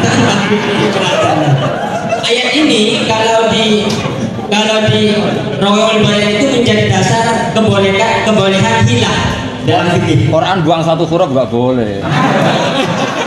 Boleh Gus, boleh. Ini enggak iktibas ini karena. Enggak iktibas. Oke. Wala ya'tanul fadli minkum ayyutu itu membuang Wala tadi apa? Wala ya'tanul fadli minkum wasa'ati ayyutu ulil qurba wal masakin wal Bukan buang tuh tatmin. Kalau kamu tadi buang waktu. Motifnya nggak tepat. Beda ya? Beda katanya beda. Jadi saya menjadi tidak ada apa-apanya. Nanti Gus, saya lagi pertanyaan saja biar tidak tambah dibully saya. Saya di sini dibully.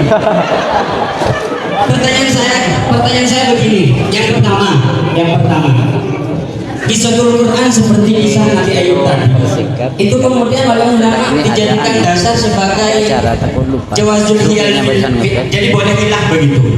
Karena Nabi Ayub itu bersumpah untuk memukul istrinya sebanyak 100 kali ketika beliau sudah sembuh. Dan tapi oleh Allah kemudian diperintah wahud biar dikadikta. Cukup pukul pakai rumput saja sebanyak 100 kalau di Rawaiul Bayan. Nah ini kemudian jadi dasar bahwa hilah itu boleh dalam Rawaiul Bayan.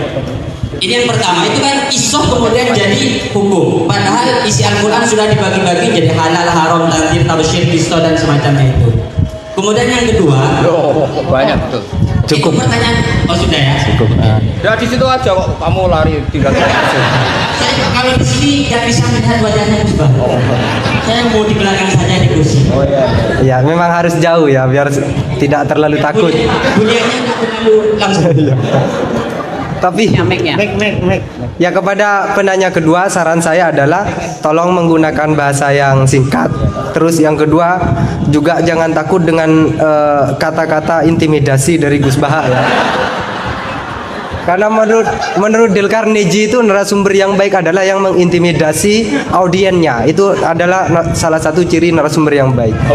Dale Carnegie mengatakan begitu. Husnudzon saya beliau mungkin baca Dale Carnegie. Tapi kalau beliau tahu Dale Carnegie ya.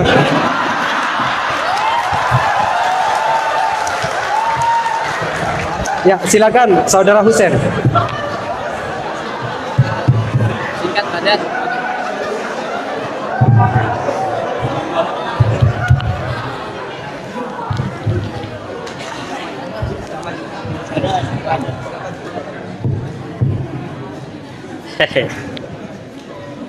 Assalamualaikum warahmatullahi wabarakatuh.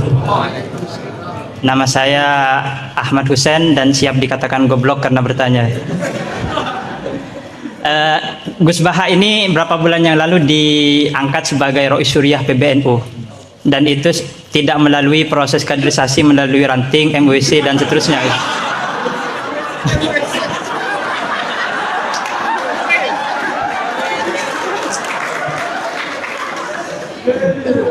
Padahal Ustadz Khairuddin ini di sini paling alim, tapi beliau masih jadi MWC gitu.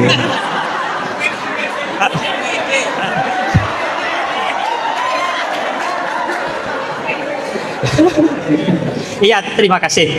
Nah, itu berangkat dari Gus Baha sebagai Rois Suriah. Saya ingin bertanya tentang ke-NU-an yang telah dirumuskan oleh Ki Hadratus Syekh Hasyim Asy'ari.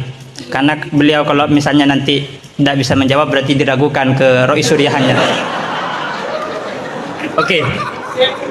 Di dalam risalah atau konun asasi Jam'iyah Nahdlatul Ulama disebutkan bahwa secara keagamaan NU menggunakan sistem bermazhab atau mazhub.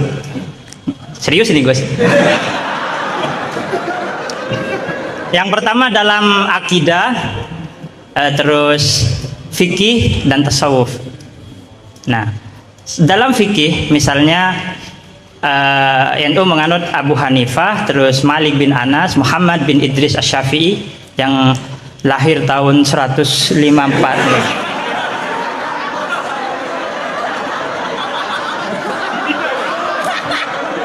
Wafatnya tahun 205. 154. Mungkin kitab saya ditahrif itu Gus. Apa? Umurnya Imam Syafi'i berapa? 63. Oh iya. Ya intinya umurnya pendek. Imam Syafi'i tahun berapa? 50, pokok 50 lah. 150 sama 204. Iya, 204. Kalau Al-Ghazali wafat 505. Nah, iya. Ya pertanyaannya gini Gus, pertanyaannya gini, bahwa sistem bermadhab NU itu yang pertama adalah Al-Quran, As-Sunnah, Ijma' dan Qiyas. Sementara dalam aspek lain, NU menganut mazhab Abu Hanifah, Malik bin Anas, yang mana salah satu masodirul ahkamnya adalah misalnya Abu Hanifah menggunakan istihsan, Imam Malik menggunakan amalu ahlil Madinah. Nah, ini seperti ada kontradiksi atau kontradiksi interminus istilahnya itu. Di satu sisi pakai kias, tapi di sisi yang lain kok menerima istihsan gitu, menerima amalu ahlul Madinah. Padahal dalam sistem beragama NU itu landasan keagamaannya adalah Al-Quran, As-Sunnah, Ijma' dan Qiyas. Tapi di dalam ruang lingkup yang lebih dalam bermazhab Abu Hanifah, itu Abu Hanifah menggunakan istihsan. Ini perlu ditambah rumusan Ahlus Sunnah wal Jamaah atau saya yang salah memahami gitu. Jadi yang dimaksud Qiyas di situ apa Gus itu? Kalau misalnya Qiyas hamlu maklumin ala maklumin sebagaimana dalam Ghoyah halaman berapa ini? Terima kasih. Jadi yang dimaksud Qiyas dalam rumusan Ahlus Sunnah wal Jamaah itu gimana? Karena masih ada istihsan gitu kan, ada kontradiksi gitu. Kok Qiyas diterima, istihsan juga diterima gitu. Terima kasih. Semoga Gus Baha paham ya. Ini yang semoga yang nular itu bukan hanya GR-nya ya, tapi juga ilmunya beliau semoga nular. Amin. Saya persilahkan kepada Kiai. Tidak dijawab gurunya aja cukup. Ini siapa? Abdul Wahid. Yang ini. Husain. Tapi nggak cucunya Nabi yang Husain.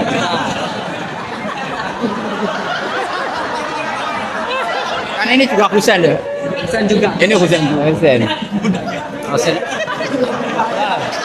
Ada ini budaknya.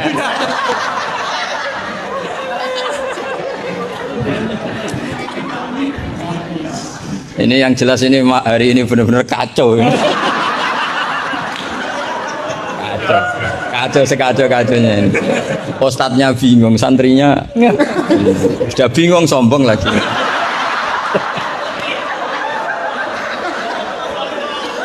Yang boleh sombong tuh yang sudah ada bingung-bingung.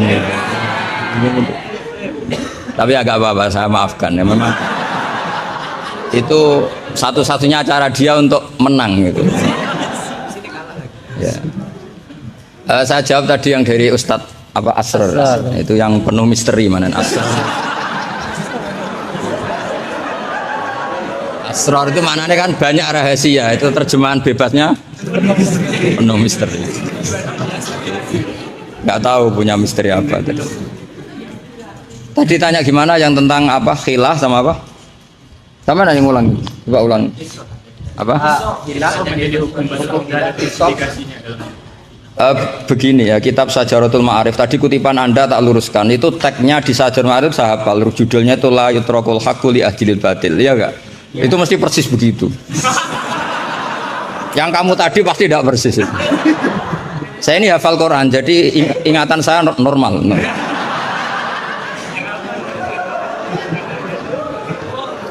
Terus berhalanya namanya apa? Saya ingat kalau berhala yang di Sofa dan Marwah, Isaf dan Nailah. Kamu enggak ingat? Enggak ingat sama Dan. Gitu kok jadi guru.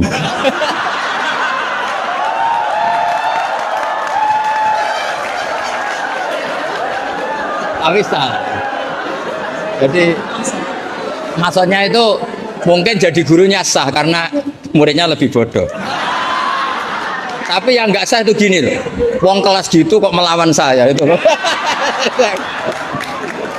Itu sangat nggak sah itu. Jadi ibaratkan saya ini sudah tisen dilawan Elias Pikal, bisa mati, bisa mati. Begini ya, saya ini belajar itu banyak. Selain belajar banyak, saya itu punya hafalan banyak. Jadi penting ya, hafalan itu penting karena itu kias. Atau tadi misalnya cerita itu bahasa Arabnya kisah, tapi asalik anil kisah ilal iktibar itu adalah maslaku ahlil akhyar, itu masyhur, itu dawai ulama. Jadi dari cerita kemudian diiktibar itu maslakul akhyar, manhajnya orang-orang pilihan. Sehingga cerita ini sebetulnya idhoh atau mau idhoh atau kisah ini menjadi iktibar, dan iktibar masuk yang diantara yang 9 itu. Misalnya begini, sampean guyon di sini. Itu kalau bapak saya masih sugeng, sampean guyon gini dibiarin. Bapak itu pernah sama saya mau manggil santri. Kebetulan di kangkang itu baru guyon, itu bapak balik. Kembali ke dalam nggak jadi manggil. Padahal mau manggil karena ada tamu disuruh melayani tamu. Kata bapak gini, Pak kenapa kembali? Santri itu fakir radhi duit. Kok iso guyon itu barang mewah. Maka mengganggu itu haram katanya. Wong fakir ngono kok iso seneng, itu luar ya. Mengganggu kesenangan orang fakir adalah dosa. Makanya kalau sampean BR mengalahkan saya monggo mawon. Karena itu satu-satunya cara sampean untuk merasa apa? Menang. Saya ndak usah merasa menang, sudah pasti menang. Merasa tidak merasa sudah menang. Ya coba polling saja, Gus Ba sama Ustaz Asrar alim mana? Saya tidak usah jawab.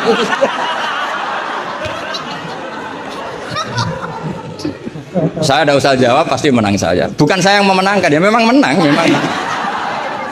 Buktinya gampang kan? Sampean ngundang saya apa ngundang Ustadz Asrar?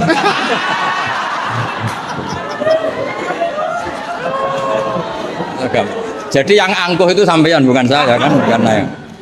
Jadi iktibar itu maslaku ahlil akhyar. Termasuk yang saya kagum dari kitab Sajaratul Ma'arif adalah ketika malam itu ada rapat, dengerin ya, malam itu ada rapat bahwa besok Musa harus ditangkap. Di antara yang rapat itu adalah ada rojulun sing yaktumu imanah, yang disebut waqala rojulun min ali fir'aun apa yaktumu imanah. Karena dia ikut rapat, kemudian dia bocorkan ke Nabi Musa ya, wajah apa min aqsal madinati seterusnya itu yang innal mala ya'tamiru nabika. Itu wajah rojulun min aqsal madinati apa? Yas'a. Qala ya Musa innal mala ya'tamiru nabika. Itu si rojul ini pagi-pagi, mungkin bukan pagi ya, setelah rapat itu langsung bergegas nemui siapa? Nabi Musa, besok kamu akan ditangkap oleh tentara dan kamu akan dieksekusi. Kamu kok tahu? Saya ikut rapat. Tapi karena dia masih yaktumu apa? Iman. Itu kan cerita ya, kita sepakat ya. Itu apa? Cerita, kisah. Tapi Imam Izzuddin bin Abdissalam yang punya gelar Sultanul, enggak keliru, Sultanul Ulama. Oh, ini mesti salah gurunya. Sultanul apa? Ulama. Ya. Yang penting kita jangan sampai jadi Sultanul Juhala. Karena ini belum ada presidennya. Raja Wali sudah ada Abdul Qadir, Raja Ulama ada Izzuddin bin Abdissalam. Kayak Raja Bodoh itu terlalu banyak, makanya kompetisinya susah ini karena terlalu banyak yang jadi apa? Nah, ternyata oleh Izzuddin bin Abdissalam yang diambil contoh itu yas'anya.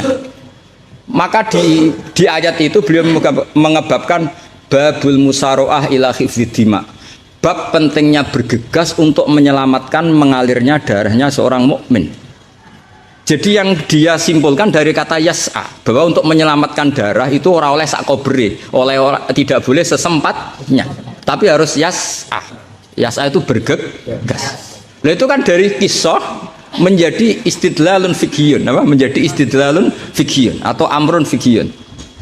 Allah tidak mengatakan yamshi tapi yas'a, karena pikirannya rojul tadi jangan sampai menangkapnya Mala'u Fir'aun mendahului larinya Musa. Maka di sini yas'a tidak dimaknani sebagai hanya cerita, tapi kesimpulan secara fikih bahwa untuk menyelamatkan darah itu harus yas'a, harus bergegas. Nah itu contoh. Jadi kalau sampean tanya Syajaratul Ma'arif itu ikut partai mana?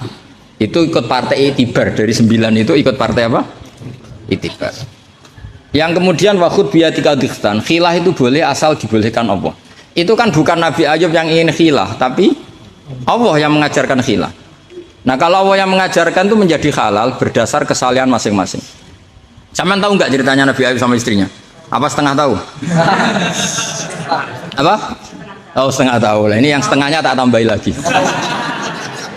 Istrinya Nabi Ayub itu cantik sekali, karena memang sunnahnya ulama itu memang punya istri cantik. Entah sunnah itu dengan arti kesunatan, entah takdir, tidak tahu. Jadi sampean gak usah tanya istri Gus Wak gimana, ikut sunnah itu. Ikut sunnah. Karena nanti kasihan kalau dia istrinya jelek, terus alumni dosowan istrinya cantik kan kayaknya ngenes. Oh, kasihan itu ya. Yang cantik juga kasihan, nyiumi tangan orang yang lebih nggak cantik. Ceritanya sebenarnya gini ya. Dari kejauhan, ya saya ulang lagi, dari kejauhan itu istrinya Ayub ini ngomong-ngomong sama lelaki ganteng, padahal itu aslinya Jibril. Singkat cerita, si istri ini karena Ayub ini sudah diembargo masyarakatnya dengan cerita-cerita seperti itu. Pokoknya kita mempercayai versi itu lah. Setidaknya mengikuti ulama yang mempercayai itu, diantaranya Syekh Nawawi, bahwa memang Nabi Ayub diungsingkan masyarakatnya sampai kesulitan secara finansial, ekonomi dan ketahanan pangan. Terus istrinya itu kerja dapat uang. Suatu saat sampai pada level ekstrimnya, nggak dapat pekerjaan, nggak dapat uang. Kebetulan ada anak raja yang rambutnya itu brodoli, yang nggak punya rambut. Terus disayem bayarkan siapa yang rambut terbaik mau dibeli mahal. Akhirnya istrinya ini menjual apa? Rambutnya. Ya tadi kalau orangnya cantik ya rambutnya cantik. Kalau cantik terus keriting bulat kan susah itu. Kalau keritingnya tidak pas, kalau pas ya tetap cantik ini maksudnya. Nah, ketika dijual terus dapat uang dan itu di atas rata-rata. Si Nabi Ayub ini curiga. Ya bawaan seorang suami yang punya istri cantik. Kalau jelek kan gak gampang curiga. Terus bundar keriting welek kan suaminya agak gampang curiga. Kok dapat uang banyak ini dari mana? Singkat cerita dengan tanda kutip kesalahpahaman ini menjadikan beliau agak latah bersumpah la adribannaki mi'ata sautin, kamu akan saya pukul mi'ata sautin. Akhirnya Allah ini kan yang Ayub ya orang soleh, cemburu itu sah karena seorang lelaki, seorang suami. Pilihan-pilihan istrinya juga sah. Allah tidak ingin orang solihah seperti istrinya Ayub dapat hukuman yang tidak semestinya. Tapi Allah juga gak ingin hamba yang soleh Ayub ini melanggar sumpahnya. Jadi Allah sendiri yang coro gampangannya memikirkan cara keluar dari sumpah itu Paham ya? Dan istrinya tidak tersakiti oleh 100 cambukan. Ya 100.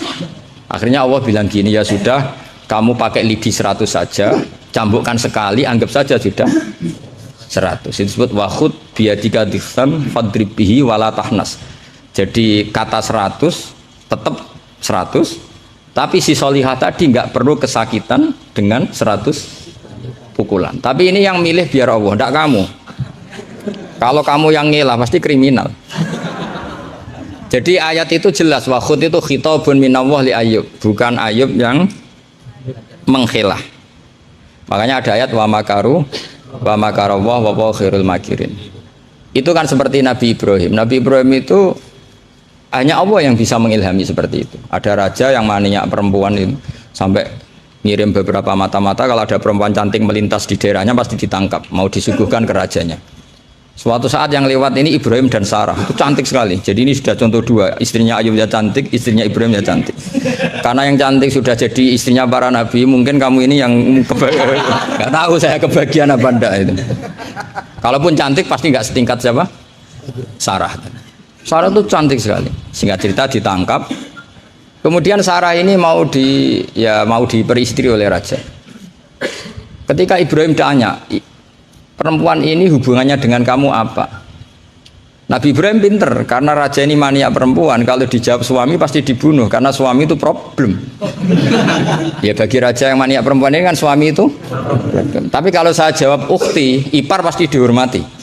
Karena kalau dijawab ukhti kan, oh iparnya orang cantik. Kayak Kangkang yang punya adik cantik pasti dihormati ustadznya. Wah itu pasti itu. Sampean goblok lah, punya adik cantik terus ustadz kamu tahu, itu aman tak jamin. Karena ustadz potongan gini itu pasti dah ikhlas, tak jamin. Imannya pasti guncang itu Bang. Kamu punya adik cantik terus tidak mukhafadzah, sudah ada dikasih ustadznya ya sudah Pak, tidak jadi ipar. Oh udah lulus aja. Termasuk barokahnya lelaki itu memang punya adik cantik itu, kalau tepat di garwo kiai, kamu kakaknya kiai. Banyak orang awam tahu-tahu mertuanya kiai. Barokahnya apa? Punya anak cantik, itu memang berkah. Maka Ibrahim pinter, beliau jawab ukhti, ini saudara saya. Sehingga dengan demikian beliau akan dihormati sebagai ipar. Tapi kalau bilang suami kan problem, pasti dibunuh. Sampai Sarah ini marah-marah, Ibrahim ditarik ke kamar, kamu itu nabi kok bohong. Jadi Sarah itu unik, kecewa dia, punya kamu itu nabi kok punya, ya nabi suami kok. Kalau suami bohong biasa, ini suami ya nabi. Ya ini kan potongan-potongan biasa bohong. Tapi ini kan ya suami ya nabi. Kamu itu suami nabi kok bohong. Ya kalau nabi kan nggak mungkin bohong, tapi kalau suami tok kayak sampean ini kan, wes mesti bodoh nih. Bar ngopi di perempuan cantik kok di ngopi, nang di, ya ngopi wae. Karena kalau menyebut warung kopinya pasti apa? Masalah. Makanya kalau dijawab ngopi ning di, kalau istrinya apa yang jaga cantik di umatnya Rasulullah. Karena sekali disebut masalah. Itu akhirnya Nabi Ibrahim jawab, tidak ada di muka bumi ini orang muslim dan muslimah kecuali kamu dan saya. Maka fa'anti ukhti fil Islam, kamu itu saudara saya dalam Islam. Terus oleh Balaghah disebut itu tauriyah apa? Tauriyah itu kata yang tidak bohong, tapi lafadz ini muhtamil. Lafadz ini mirip muhtamil. Jadi sebenarnya saya mengatakan sampean goblok itu goblok dalam hal maksiat, itu kan keren. Sampean saja yang sudah tersinggung, wong darani goblok itu salah sampean. Padahal saya punya siapkan kalau ditanya Allah, hak mosok santri batal darani goblok. Goblok nggak tahu caranya korupsi, Gusti. Wah. Jadi itu sebetulnya kalimatun madkhin. Tapi kamu yang keburu suudzon sama saya, kamu anggap itu kalimatun apa? Damin. Itu resiko ilmu cekak itu. Sebetulnya di Balaghah itu ada tauriyah apa? Ya Mas pernah belajar tuh itu. Jadi tetap saja kisah-kisah ini melahirkan satu pelajaran. Karena kita tetap bisa menyimpulkan tadi, zaman berhala itu ada di Safa dan Marwah, berarti ada batil. Orang Islam tetap disuruh sa'i. Berarti la yutrakul haqqu li ajlil batil. Kemudian yang jenengan tadi tanya apa? Yang tentang hadrotus syair wal atamat. Sampean pernah baca kitab itu? Pernah. Khatam? Enggak. Oleh menindak kok fasih. Benar-benar jujur. Benar-benar jujur. Yang tentang itu saja. Ya, ya enggak yang tentang qadiyah itu paham.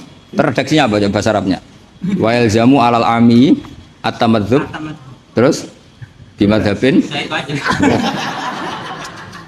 Kitab itu yang termasuk mengkaji detail itu saya. Saya termasuk saking seringnya mengkaji itu pernah diberi hak keluarganya Basim di kamar Basim yang dipakai ngarang kitab itu dan di kursi yang dipakai Basim ngarang kitab itu. Jadi sudah jauh sekali ini kelasnya. Jadi saya gara-gara neliti kitab itu pernah diberi hak di kamar Basim di kursi yang pernah dipakai Basim. Pas itu yang memberi hak saya masuk itu Gus Fahmi sama Gus Hakim. Gus Hakim itu cucu Basim dari Mbah Mak Somali yang ngarang apa? Amlas. Jadi Basim punya putri namanya Khairiyah. Khairiyah ini suaminya siapa? Yang di istri siapa? Mbah Mak Somali yang ngarang Sorof. Khairiyah punya putri namanya Abidah. Lah Abidah ini yang punya anak namanya siapa? Gus Hakim. Yang panggilannya Gus Kiki sama Gus Fahmi. Saya diberi hak di kamar beliau di kursi yang dipakai beliau. Jadi saya kemarin di Mbah Hamid juga gitu, di Jak Kiai Idris di kamar Mbah Hamid Pasuruan di kursi yang dipakai Mbah Hamid. Karena kali itu memang sebabnya nasab karena Mbah Hamid sepupu dengan Mbah saya kan sama-sama dari Lasem apa? Jadi kalau kamu belajar mengutip, saya ini tidak sekedar mengutip sampai wanak tubuh makodamu apa? Wasarohum itu. Jadi begini loh ya logikanya, kamu jangan terlalu kumo luhur bakas ikhtisan kok kayak wong alim gaya kamu itu sudah kacau-kacau gimana?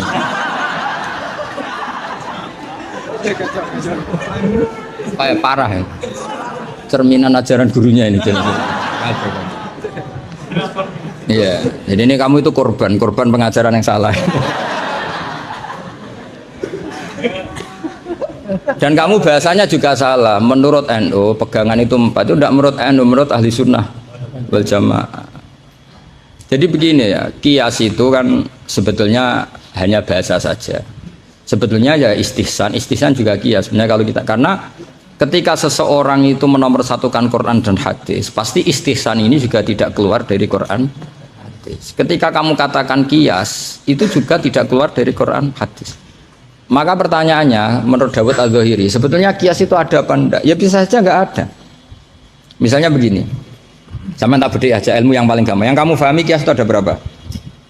Awlawi, terus Musawi sama Adna. Yang gampang-gampang saja, yang masih amatiran saja. Kalau di usul fikih istilahnya apa? Lahnal khitab, fahwal khitab. Ngono kok lali ya. Aku sing wis tokoh nasional ilingan. Harusnya lupa itu saya pantasnya karena sibuk. Harusnya yang pantas lupa itu saya karena sibuk. Kalau soal Surya memang saya tidak minta. Jadi itu anugerah sudah, anugerah khidmah mungkin. Saya juga sampai sekarang nggak merasa Surya biasa aja. Karena ya apa ya, kalau keluarga Quran itu beda. Saya ini kan dari keluarga Quran, bapak saya hafal, bapak saya hafal, sehingga apa ya bangganya itu sudah dengan khidmah Quran. Jadi sampai hormatin itu tidak ngefek sudah. Biasa munajat, kenal Allah, kenal makhluk itu biasa.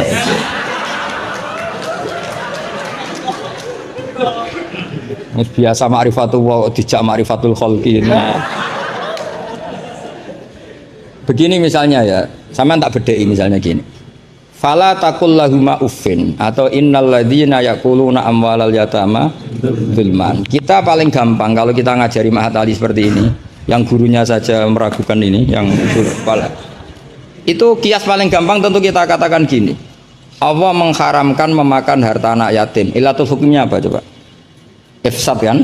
Nah, kalau aklu itu haram karena ifsad, maka ikhraq lebih haram.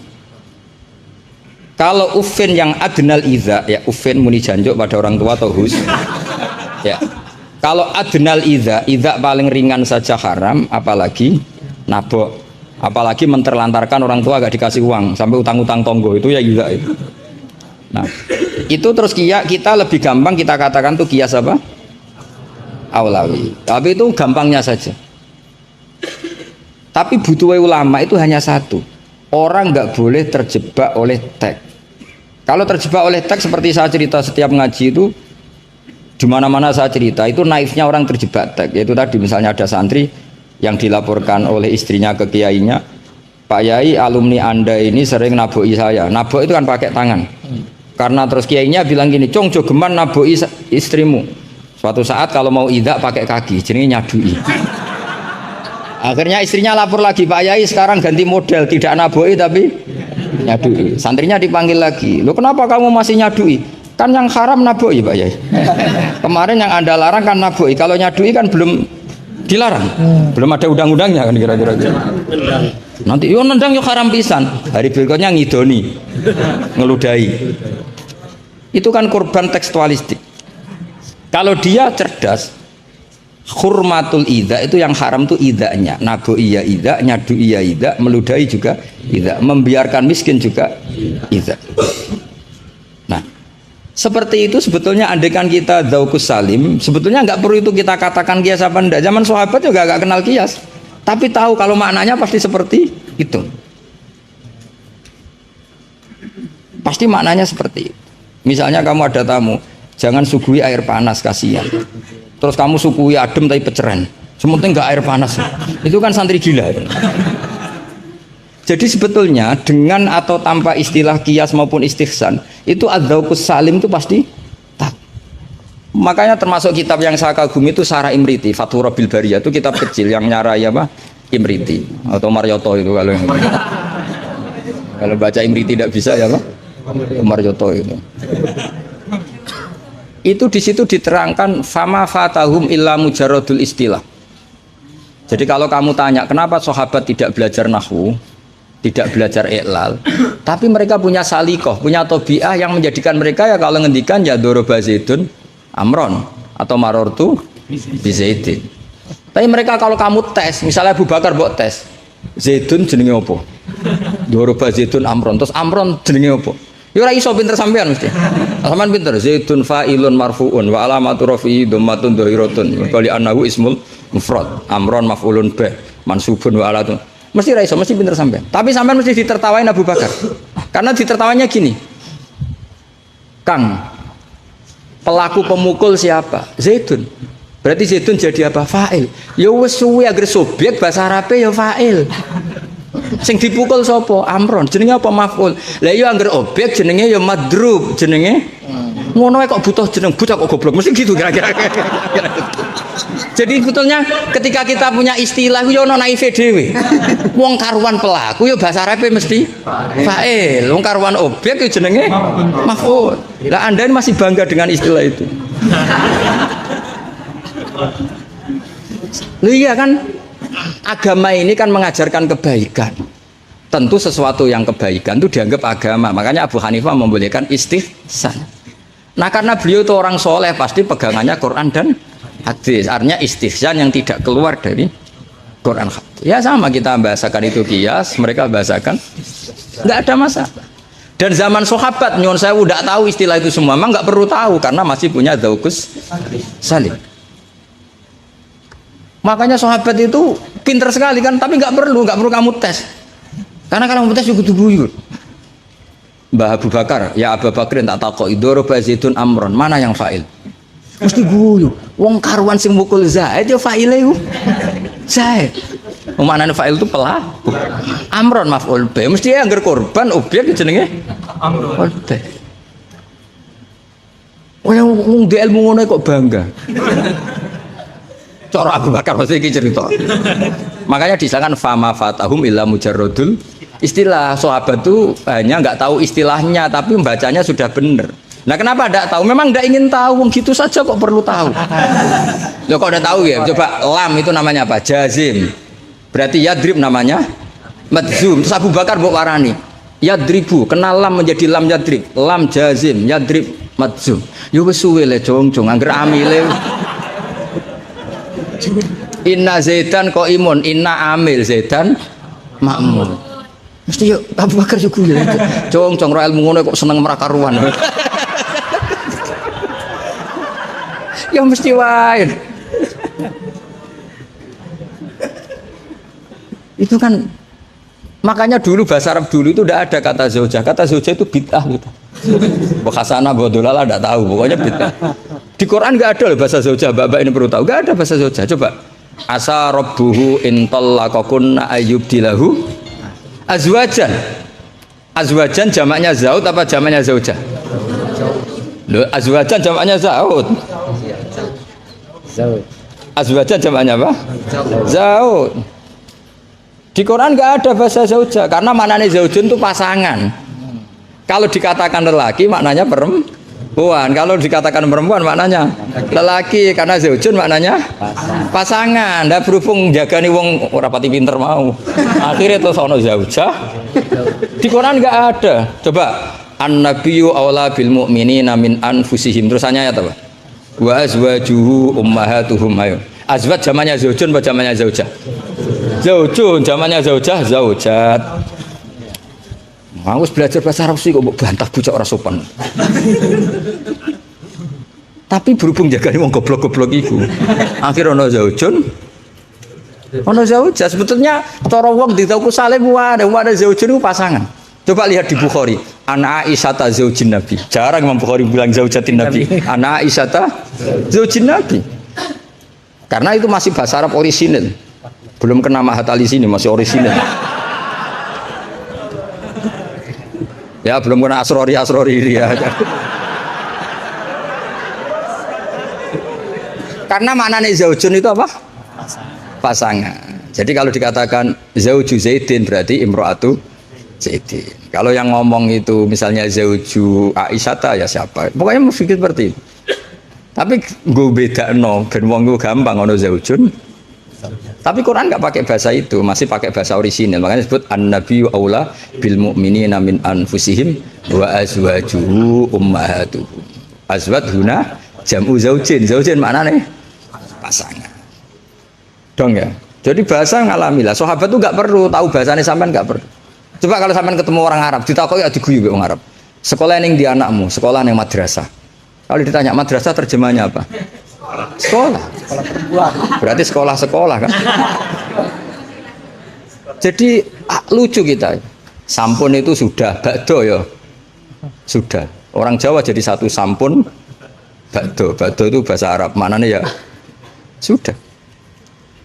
Nah, sahabat tuh tahu betul apa karena punya zaukus sehingga pernah juga ini cerita kedua dan ini terakhir, nggak boleh tanya lagi.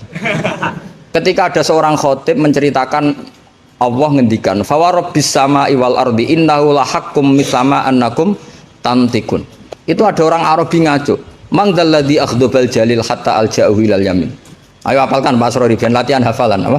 Mangdalladzi akhdobal jalil hatta alja'u ilal yamin. Pak Khotib, saya mau tanya, siapa yang bikin Allah murka sampai Allah dipaksa sumpah? Karena orang kalau sampai sumpah itu artinya nganggep mukhatabnya tidak percaya. Makanya di balaghah ada urutannya. Kalam itu kalau nggak ada pengingkaran nggak usah pakai taukid. Kalau ada pengingkaran pakai taukid. Kalau pengingkarannya banget pakai kosam. Termasuk pakai apa?